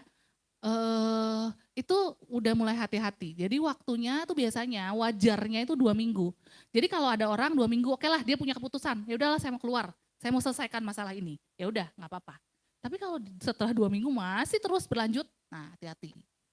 Terus perubahan ekstrim, ya tadinya dia rajin banget, tiba-tiba dia nggak mau lagi, udah memutus gitu dari lingkungan sosial dia. Terus atau misalnya dia tuh tadinya pembersih banget, terus dia tiba-tiba jadi nggak mau ngapa-ngapain. Nah itu perubahan ekstrim. Nah yang ketiga itu gangguan fungsi harian. Nah ini tuh sangat penting ya Bapak Ibu.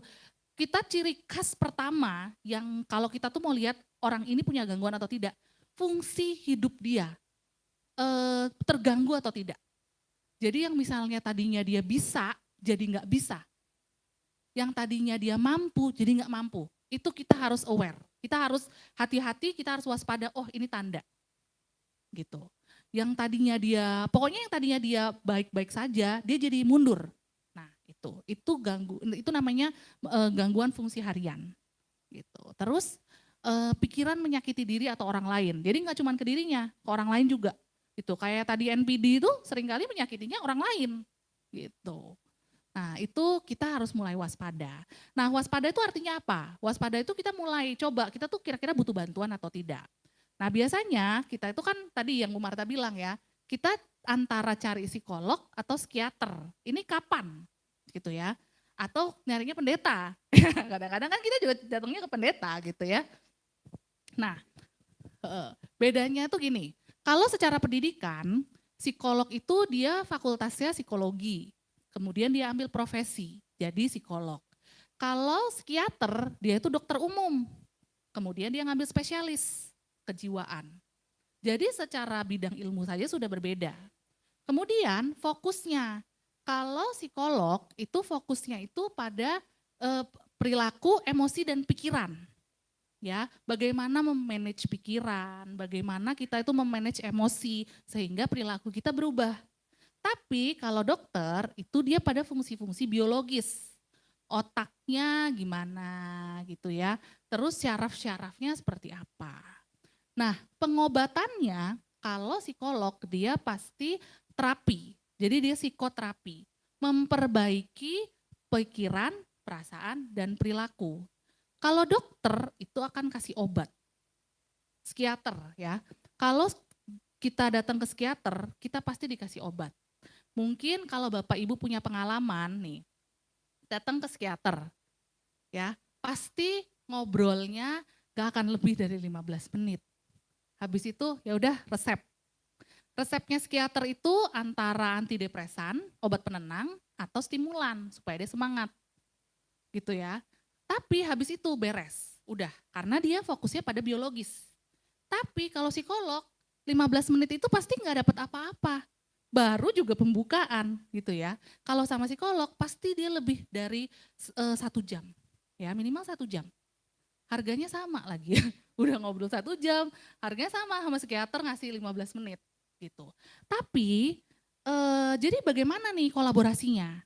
Nah kalau kita udah gangguan tadi ya, yang kalau kita bilang gangguan kesehatan mental, itu tuh tidak semuanya butuh obat. Ya, nggak semuanya butuh obat. Kita tuh tidak harus selalu minum obat ketika mengalami gangguan kesehatan mental. Ya, di derajat-derajat tertentu kita masih bisa ditangani melalui psikoterapi. Tapi kalau dia udah sampai butuh obat, berarti misalnya dia benar-benar sudah tidak bisa mengendalikan dirinya. Itu dia harus minum obat. Nah, tapi setelah dikasih obat, dia harus dibantu untuk bisa mengelola pikiran, perasaan, dan perilakunya. Karena kalau enggak, setelah dia minum obat, dia mengalami lagi stres, overthinking, trauma, terus gimana nyelesainnya? Kan enggak punya skillnya. Gitu. Makanya disitulah psikolog dan psikiater itu berkolaborasi. Jadi misalnya nih pernah tuh datang anak remaja, datang ke saya. Terus dia tuh tiba-tiba dia naik kasur, loncat-loncat, terus dia marah-marah. Terus saya bilang, Bapak Ibu, saya mohon maaf, ini harus dikasih obat dulu, ya supaya dia tenang. Setelah dia tenang, baru dibantu mengurai pikirannya seperti apa. Nah, kalau dia masih teriak-teriak, masih loncat-loncat di atas kasur, gimana kita membantu dia untuk ngobrol? Kasih obat dulu, di-refer dulu ke psikiater. Nah, setelah tenang, udah bisa diajak ngobrol, baru masuk ke psikolog. Gitu. Jadi tapi jangan gini, kalau misalnya Bapak Ibu dan saudara-saudari merasa masih bisa berpikir nih ya, masih bisa berpikir, sebaiknya jangan ke psikiater dulu, karena pasti dikasih obat. Pasti dikasih obat. Dan kalau dikasih obat, karena gini, kalau ke dokter nggak dikasih obat, rasanya nggak sembuh, ya, rasanya nggak sembuh.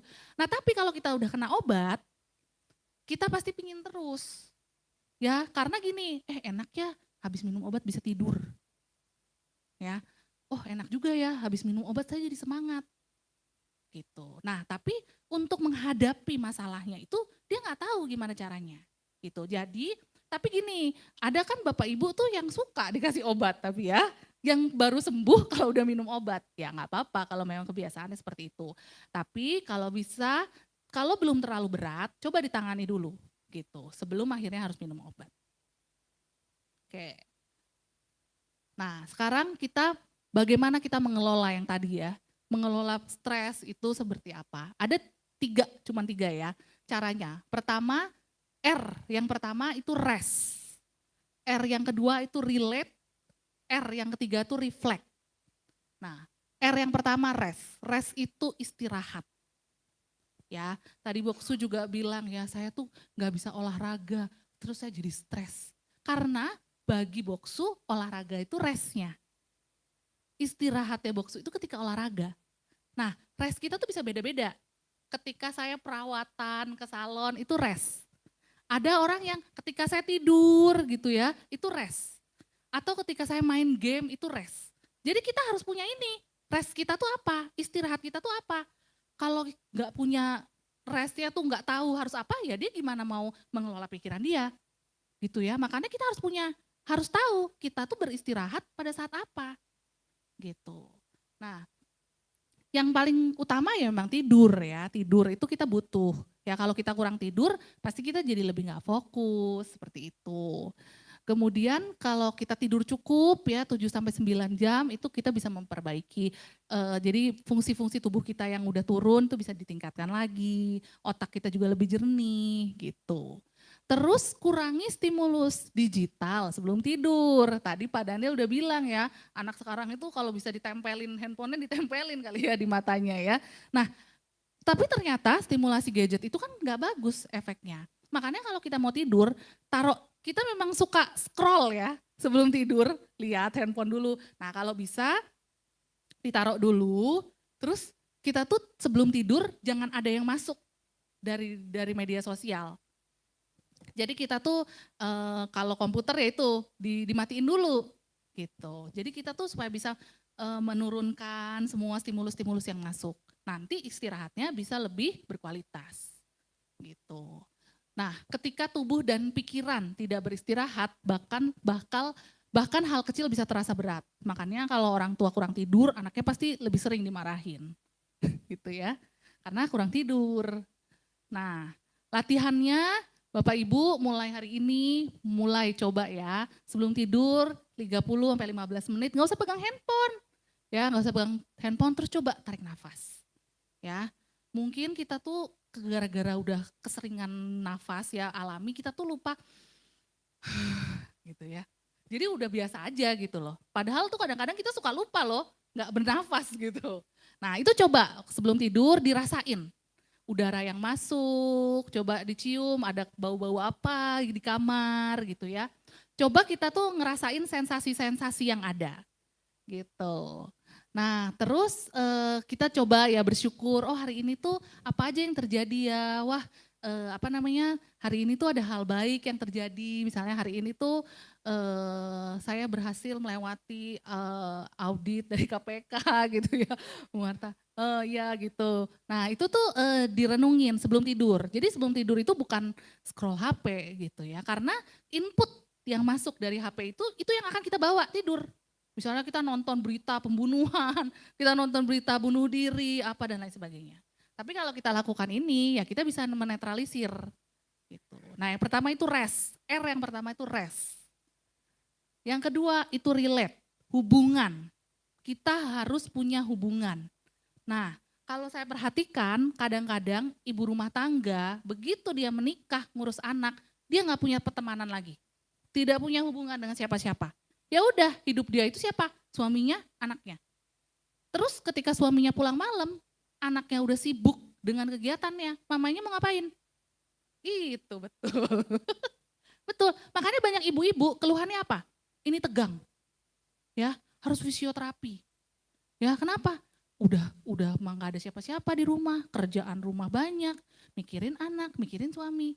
Nah makanya harus punya hubungan. Jadi walaupun sudah menikah, walaupun sudah punya anak, hidup itu tidak soal anak dan pasangan saja. Sama juga dengan suami, hidup itu tidak hanya soal anak dan istri. Kita harus punya hubungan berkualitas. Betul hubungan yang utama dengan keluarga, tapi selain itu kita harus punya hubungan yang lain. Misalnya rekan kerja, teman di gereja, atau misalnya hubungan dengan Pak Pendeta dan lain sebagainya. Itu kita harus punya, itu membantu kita untuk tetap punya hubungan dengan realitas. Gitu. Nah, terus jaga komunikasi yang positif ya dengan keluarga gitu ya, walaupun keluarga jauh, tetap ditelepon gitu.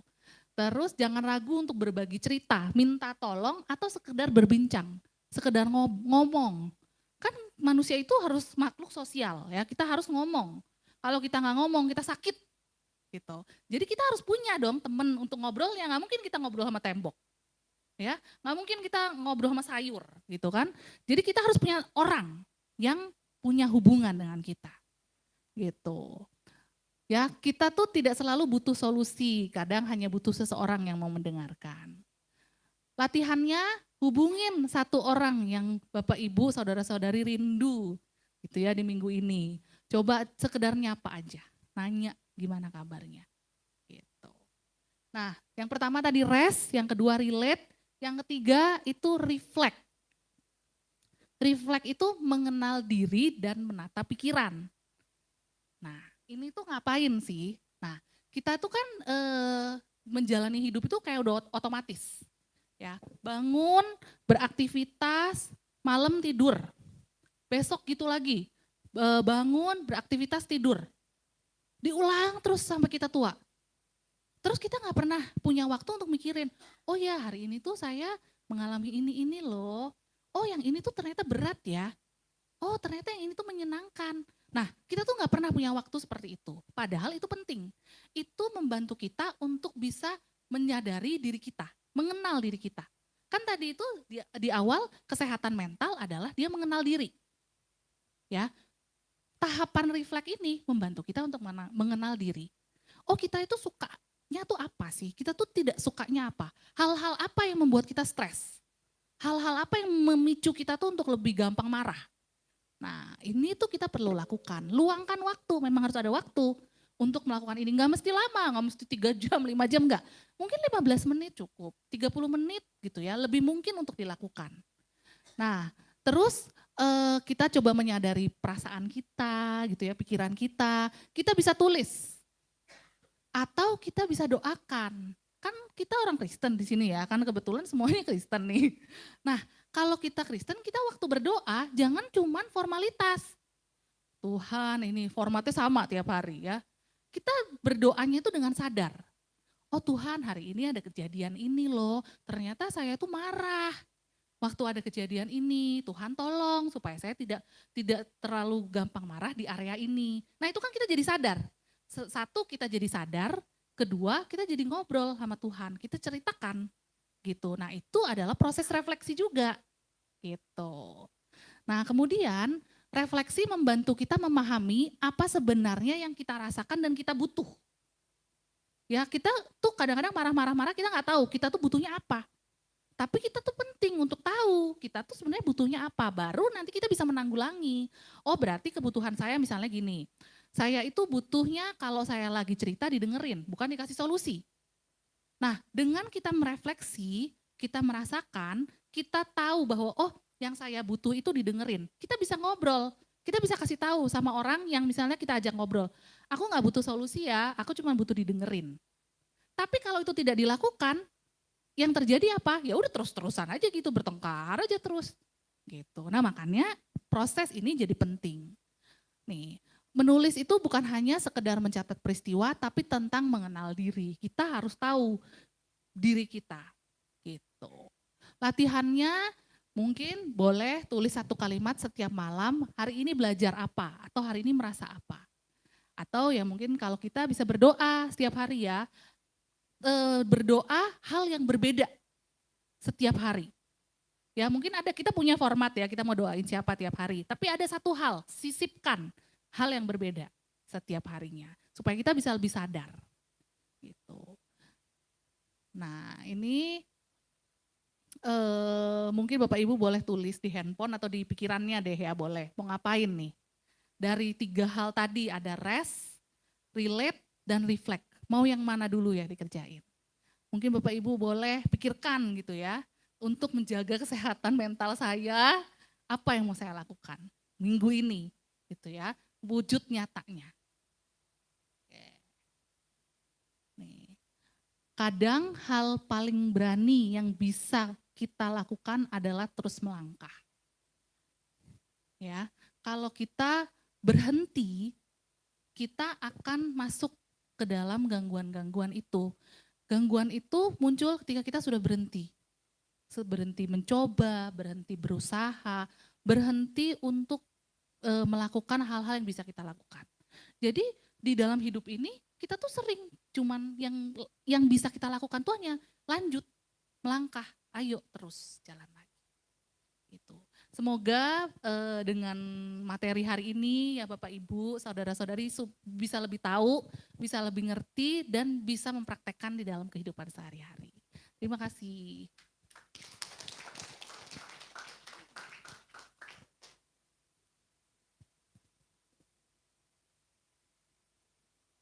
Bapak Ibu sekalian, ada yang mau ditanya lagi? Ya, silakan. Oke, mau nanya nih, saya ada 2 ilustrasi sebenarnya. Satu dulu ya. Jadi ceritanya ini adalah karyawan sebut saya namanya Abu. Dia kerjanya di konsultan keuangan sebagai ketua tim gitu. Nah ceritanya itu dia membawahi proyek banyak grup lah gitu. Grupnya itu ceritanya grup sawit. Nah jadi dia itu tuh baru bergabung pada saat masa sibuk. Biasanya kita kalau di auditor itu kan ada Januari sampai April. Kebetulan dia masuk untuk menggantikan ketua tim yang sebelumnya. Karena ketua sebelumnya itu kasarnya kena cut lah gitu. Nah jadi kan terus orang-orang di timnya itu tuh dia beranggapan ini ketua tim yang sebelumnya ini bener-bener kayak calon manajernya gitulah di grup ini. Dan semua orang tuh pada berharap sama dia. Sehingga ketika ketua tim yang baru ini bergabung, tuntutannya itu tuh bukan cuma dari atasan tapi dari para bawahannya tuh juga besar gitu. Nah dia berharap dengan datangnya orang ini suatu proyek itu tetap bakal bagus lah, paling enggak setara gitu.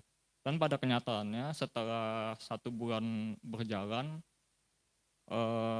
ketua tim ini dianggap tidak layak lah, masih banyak yang perlu dikembangin gitu.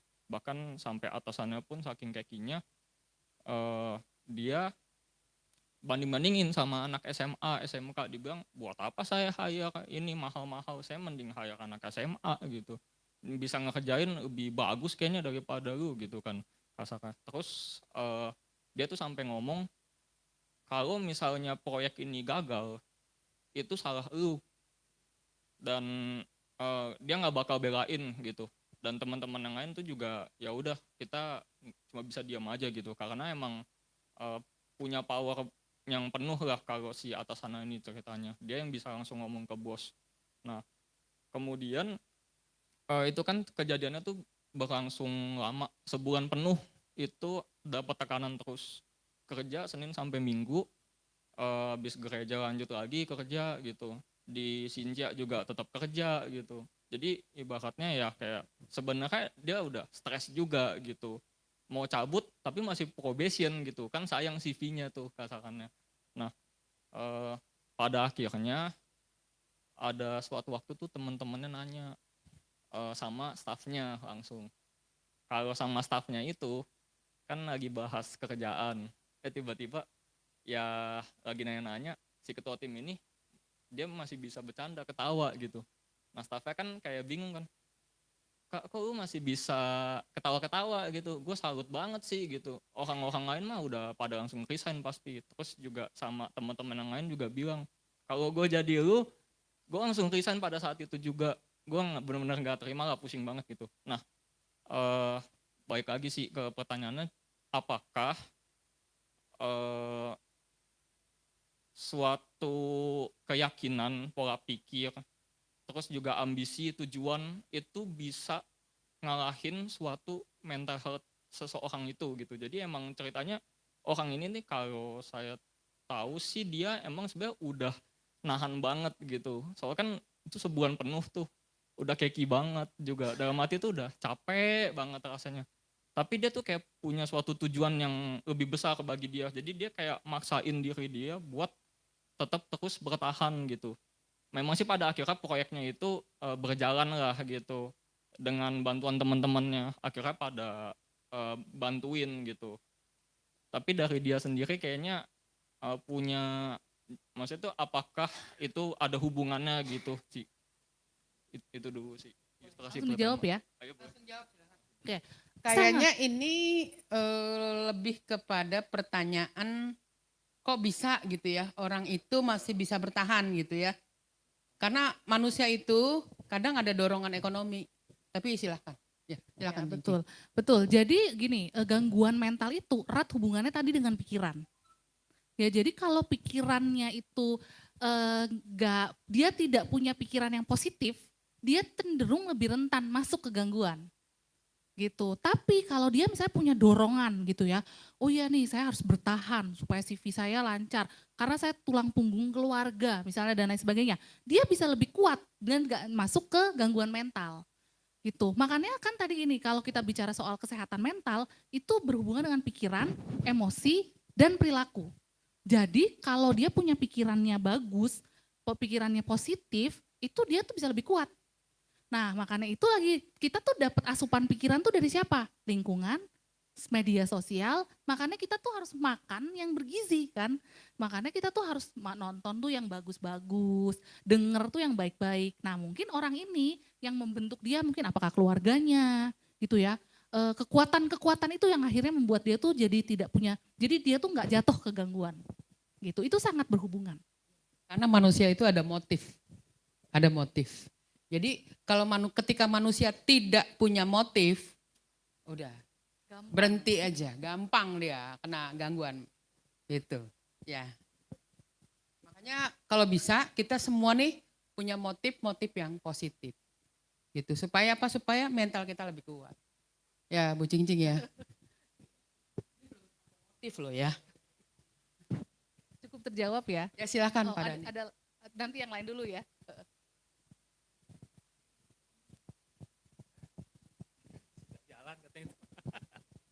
Ya saya sih tertarik sama yang tadi kan yang cara itu ya 3R ya. Apa tuh tadi rest, related, sama reflect.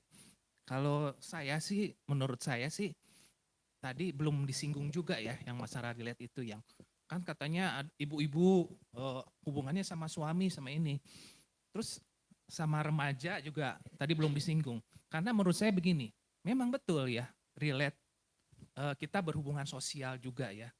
Jadi kalau pengalaman saya ya, kalau saya orangnya bisa memotivasi diri sendiri ya.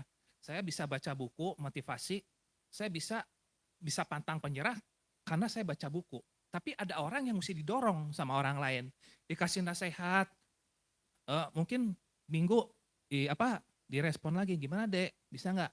Mesti dikasih motivasi lagi gitu. Kalau menurut saya kita tuh dalam berhubungan sosial itu kita harus punya hubungan yang jangan yang non toksik ya. Kalau saya milih-milih ya dalam saya punya teman gitu ya banyak. Kita nggak boleh membatasi teman itu. Kadang-kadang kita punya teman dekat itu yang toksik. Toksik itu menurut saya begini loh. Itu orangnya negatif melulu ya. Jadi yang kalau ketemu tuh cerita, aduh capek nih gue nih, gimana ya suami gue gini gitu, nggak ada positifnya gitu. Tapi ada juga orang yang kok rumah tangganya oke ya, hebat gitu ya, pikirannya positif terus. Nah ini sebetulnya saya bisa pelajarin dari dia. Jadi untuk kita pintar memilih ya hubungan toksik dan non toksik dengan orang lain gitu ya. Jadi kalau ada orang nggak bisa berubah gitu, jadi menurut dia saya nih negatif melulu gitu ya, nggak bisa berubah. Emang lu gaulnya sama siapa? Ya dia liatin pergaulannya ya sama yang toksik juga gitu, yang rumah tangganya kacau, suaminya gini ya wajar aja gitu. Lu sekali-sekali bergaul dong sama orang yang rumah tangganya bagus. Dia tuh selalu optimis, nggak pernah dia ngomong negatif gitu. Nah gitu, jadi kalau anak muda sekarang carilah pinter-pinter gitu ya.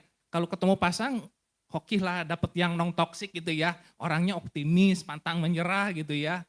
Ya tapi kita kalau udah ketemu pasangan yang pantang menyerah, jangan ditarik-tarik jadi non toksik sama kita juga. Biarin, dia tuh orangnya berani gitu, optimis, tegas. Jangan diseret-seret, karena kenapa ya?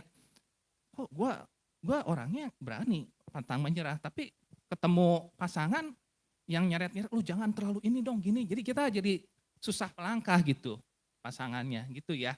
Jadi carilah hubungan dan orang yang kita bisa diajar, kadang-kadang yang harus yang optimis gitu ya. Jangan yang sering curhatnya sampai yang toksik lah gitu hubungannya gitu ya. Jadi pinter-pinterlah dalam hidup, nonton ya, kalau saya scroll TikTok saya cari yang motivasi gitu ya, terus yang khotbah-khotbah pendeta-pendeta yang betul-betul menurut saya bagus gitu ya. Nah begitulah kalau menurut saya sih, kalau memanfaatkan media sosial gunakanlah untuk hal-hal yang positif, bisa memotivasi diri kita yang negatif, yang positif gitu ya.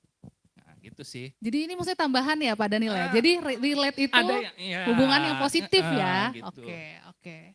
Ya jadi, betul. Maksudnya kita pinter-pinter gitu. Kalau katanya nggak boleh media sosialnya mana dulu? Kalau media sosialnya yang misalnya 7 Habit, kemudian John Piper gitu ya, pendetanya ya itu justru bagus gitu ya, begitu menurut saya ya. Iya, betul. Itu benar. Jadi kita tuh harus pandai-pandai memilih. Nah, cuman nggak semua orang itu bisa. Gitu. Jadi itu memang itu seni ya. Itu tuh seni. Jadi memang harus pandai memilih ya betul. Tapi kalau ada kita punya teman juga, kita harus cari pilih yang benar, cari pilih yang non toksik gitu ya. Tapi kita harus punya betul hubungan yang positif gitu. Karena kalau kita nggak punya, misalnya gini, contoh tadi Pak Daniel, ya saya itu nonton. Tapi dia, ini bukan Pak Daniel ya, ini misalnya orang lain. Dia saya tuh bisa membangun diri saya melalui video yang saya tonton. Tapi dia nggak pernah ketemu orang, jadi dia tidak terkalibrasi gitu ya. Jadi dia nggak bisa tuh membandingkan, ini tuh mempraktekannya tuh seperti apa gitu. Makanya hubungan sosial itu tetap dibutuhkan. Memang sebaiknya yang non toksik gitu ya. Tapi yang toksik dikit, nah namanya juga orang ya, pasti ada gitu. Tapi ya kalau kita bisa ketemu yang baik-baik itu lebih baik. Gitu. Ada lagi pertanyaan lain? Nanti kapan-kapan kita selain mental health kita juga akan bicara motif ya. Supaya setiap orang tuh punya motif dalam hidup.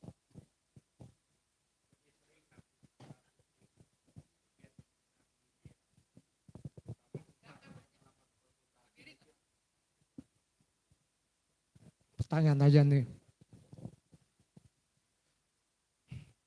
Orang tua punya seorang anak ya, anak kecil kan ya, balita lah gitu. Apakah karakter orang tua itu saja keras ya kan, atau baik hati atau lemah atau apa gitu, berpengaruh kepada anak kecil itu, tumbuh kembangnya kan? Apakah itu berpengaruh kan? Dan sejauh mana kan? Itu saja. Nah, jadi kalau anak itu ada yang bilang gini, anak itu lahir seperti kertas putih, ya. Tapi kan kita tahu itu salah, ya. Anak itu tidak lahir sebagai kertas putih, dia lahir aja sebagai manusia berdosa, ya. Udah ada dosa keturunannya. Nah, terus kalau anak itu tumbuh tuh dari dua, nature dan nurture. Nature itu bawaan. Ya, bawaan itu dapat dari mana? Karakteristik pribadi dia dari karakteristik orang tuanya turun. Gitu. Jadi itu namanya nature. Nurture itu ketika dia dibesarkan. Jadi misalnya gini, dia mungkin tidak lahir dengan karakter orang tuanya yang pemarah. Tapi setiap hari dia lihat orang tuanya menyelesaikan masalah dengan cara marah. Pada akhirnya berkembang karakter itu. Jadi itu tuh pada akhirnya saling mempengaruhi si nature sama nurture, bawaan sama pengasuhan gitu. Jadi kalau kita bicara soal anak nih ya, kalau orang tuanya punya karakteristik A, itu bisa jadi diturunkan, bisa jadi tapi tidak selalu. Tapi ketika dia ditumbuh besar, dia lihat orang tuanya seperti itu terus, bisa jadi dia bertumbuh. Tapi kalau kita bicara manusia, itu tidak ada yang pasti, ya. Jadi misalnya suatu hari ini nanti ketika dia remaja, dia ketemu teman, lemah lembut banget orangnya. Dia mempelajari perilaku itu, terus dia berubah sifatnya. Bisa gitu. Jadi nggak fix nih, misalnya ada anak, dia tuh orang tuanya pemarah, dia jadi pemarah, dia seumur hidup akan jadi pemarah. Nggak bisa gitu. Kalau manusia tuh nggak seperti itu. Tapi kalau dari pertanyaan Pak Irwan tadi memang benar, ada pengaruh keturunan dari orang tua, memodel perilakunya orang tua itu sangat berpengaruh. Lingkungan itu gini, jadi kalau anak di bawah usia 5 tahun, biasanya tuh pengaruhnya lebih dari orang tua, keluarga, lingkungan sekitar dia yang inti. Tapi di atas 5 tahun itu biasanya dia mulai terpengaruh oleh teman-teman. Remaja itu orang tua udah gak ada pengaruh, teman semuanya. Gitu, makanya kalau kita mau membentuk karakteristik dan perilaku, lakukan di bawah remaja, di usia remaja. 5 tahun pertama itu paling penting. Gitu. Setelah 5 tahun itu dia mulai ada pengaruh dari sekolah. Ya gurunya, teman-temannya, dia lihat temannya mukul dan lain sebagainya. Nah, di usia remaja itu dia akan lebih dengar temannya. Gitu. Nah, disinilah yang tadi Pak Daniel bilang, lingkungan itu harus sangat dipilih. Ya, mau teman-teman yang seperti apa gitu. Ya lingkungan itu berpengaruh, lingkungan istilahnya tuh lingkungan masyarakat, lingkungan sekitar itu berpengaruh, tapi lebih besar pengaruhnya ketika dia di atas 5 tahun dan lebih besar lagi setelah dia remaja. Baik Bapak Ibu, puas tidak puas, kini harus berakhir ya. Udah 3 penanya dan sudah jam rawan nih untuk perut kita gitu ya. Bapak Ibu, demikian seminar kita pada siang hari ini.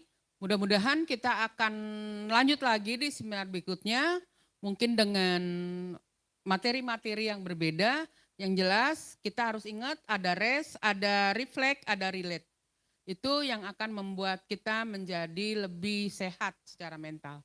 Kita akan tutup dengan doa, silakan Boksu. Baik, terima kasih kepada Ibu Cing-Cing ya, kita kasih aplaus ya. Begitu bersemangat, jelas, tegas. Ya, Bapak Ibu sebelum kita berdoa, jadi masalah kesehatan mental itu ada di dalam Alkitab juga ya. Kalau nanti ya. Ya, kalau Anda baca dari Mazmur pasal 42, saya bacain ya, ayat 6 dan 7, dikatakan, mengapa engkau tertekan hai jiwaku, dan gelisah di dalam diriku. Berharaplah kepada Allah, syukur lagi kepadanya, penolongku dan Allahku. Jiwaku tertekan dalam diriku, sebab itu aku teringat kepadamu, dan dari tanah sungai Yordan dan pegunungan Hermon, dari gunung Misar. Jadi di sini dikatakan ada kata jiwaku tertekan. Ya, saudara, ini menunjukkan apa? Masalah jiwa. Ya, jiwa yang rapuh, jiwa yang sedang berbeban berat ya. Jadi banyak orang berjuang dengan masalah mental ya. Mental kita ya kadang-kadang letih, lelah ya, tertekan, stres ya. Stres begitu ya. Seperti yang saya alami karena ini apa recovery-nya kok lama sekali ya buat pemulihan saya ya gitu ya. Jadi orang Kristen pun juga bisa mengalami ini ya. Hamba Tuhan juga bisa ya. Tidak ada hubungannya ini apa mental health ini bukan masalah iman yang lemah ya. Alkitab mencatat ada banyak tokoh di dalam tokoh-tokoh di dalam Alkitab seperti Daud. Daud bergumul dengan insomnia. Ya. Dia mengalami ini. Bacalah Mazmur pasal 6 misalnya ya. Daud sering juga menuangkan ya. Ketika dia mengalami tekanan dalam hidupnya, caranya bagaimana? Dia menulis. Makanya lahirlah Mazmur-Mazmur ya. Nah itu masuk di dalam tadi res yang ketiga ya, reflect ya, menulis. Tulis, dulu itu saya masih ingat ya waktu SD, SMP, ada daily itu ya. Kita menulis buku harian, itu sebenarnya menolong kita tuh. Ya, apa yang terjadi hari ini tadi juga ada ya. Tulis gitu ya. Perasaan-perasaan kita, kesusahan-susahan kita, tulis di situ ya. Mungkin kemarahan kita ya. Kita boleh tulis. Selain Daud ya, Musa juga bergumul dengan pikiran yang ingin mati. Udah. Soalnya dia memimpin bangsa Israel itu bangsa yang tegar tengkuk ya. Bangsa yang bebal, waduh pengen mati aja. Elia juga begitu ya. Padahal Elia baru berperang, bukan berperang langsung begini ya, secara rohani menghadapi 450 Nabi Baal begitu ya. Dia baru menang. Tapi saat tertentu dia melihat ya, menghadapi Isabel,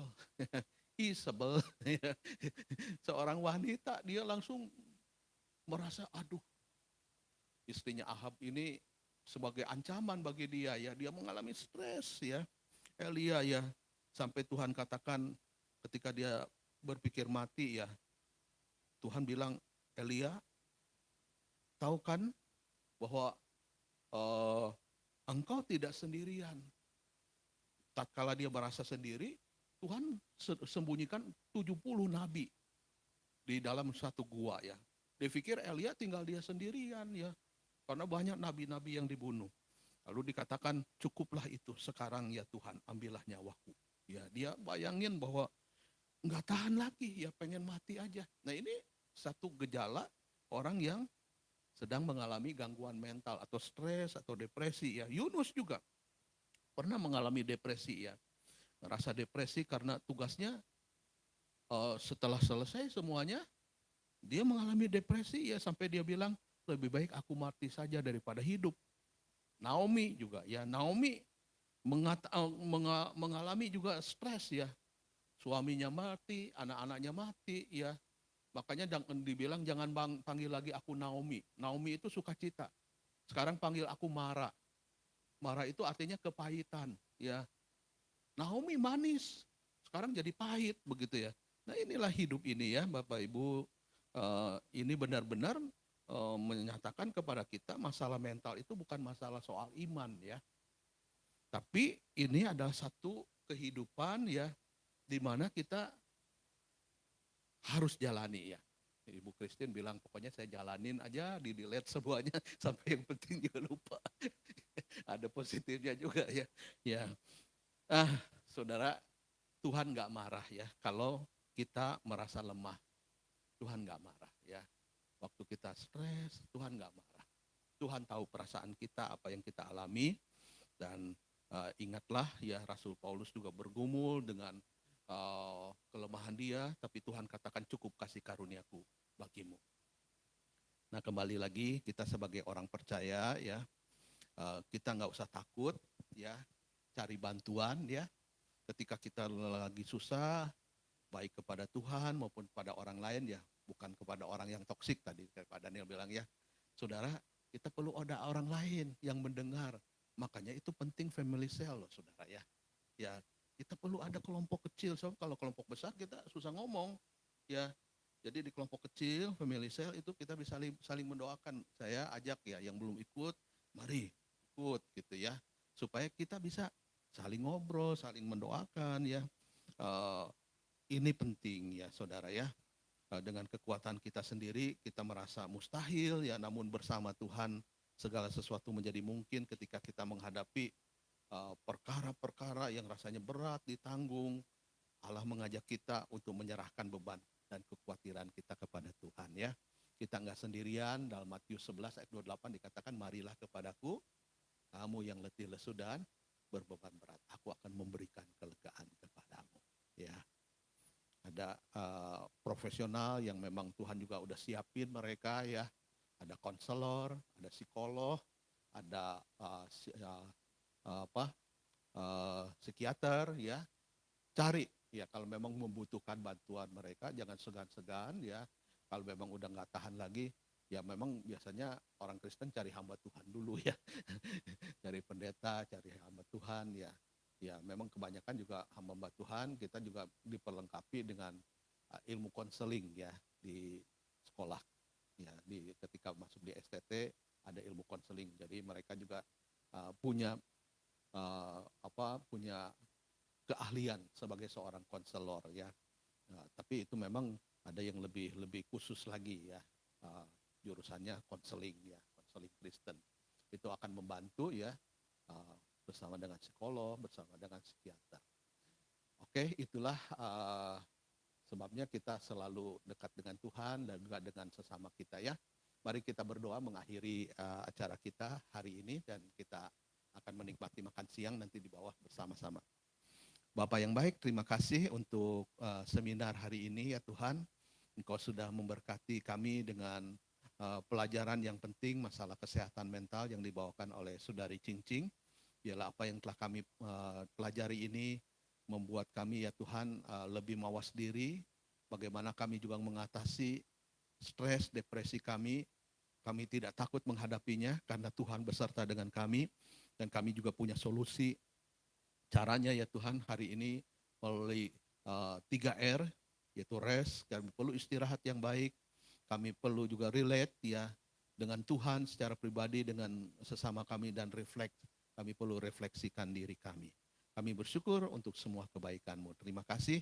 Sebentar lagi kami akan makan, berkati makanan minuman yang telah disiapkan ya Tuhan oleh saudara seiman kami maupun orang-orang yang telah menyiapkannya. Berkati mereka, berkati juga orang-orang yang kekurangan. Kami berdoa menyerahkan ya Tuhan persekutuan kami sambil kami menikmati makan siang bersama. Tuhan memberkati kami semua, berkati juga Saudari Cing-Cing yang sudah membawakan materi tentang kesehatan mental buat kami semua. Terima kasih, kami bersyukur, dan Tuhan juga pimpin ketika kami pulang dari tempat ini. Tibakan kami di tempat kami masing-masing dengan selamat. Di dalam nama Tuhan Yesus kami mohon. Haleluya. Amin. Amin. Silakan Bapak Ibu kita ke bawah ya.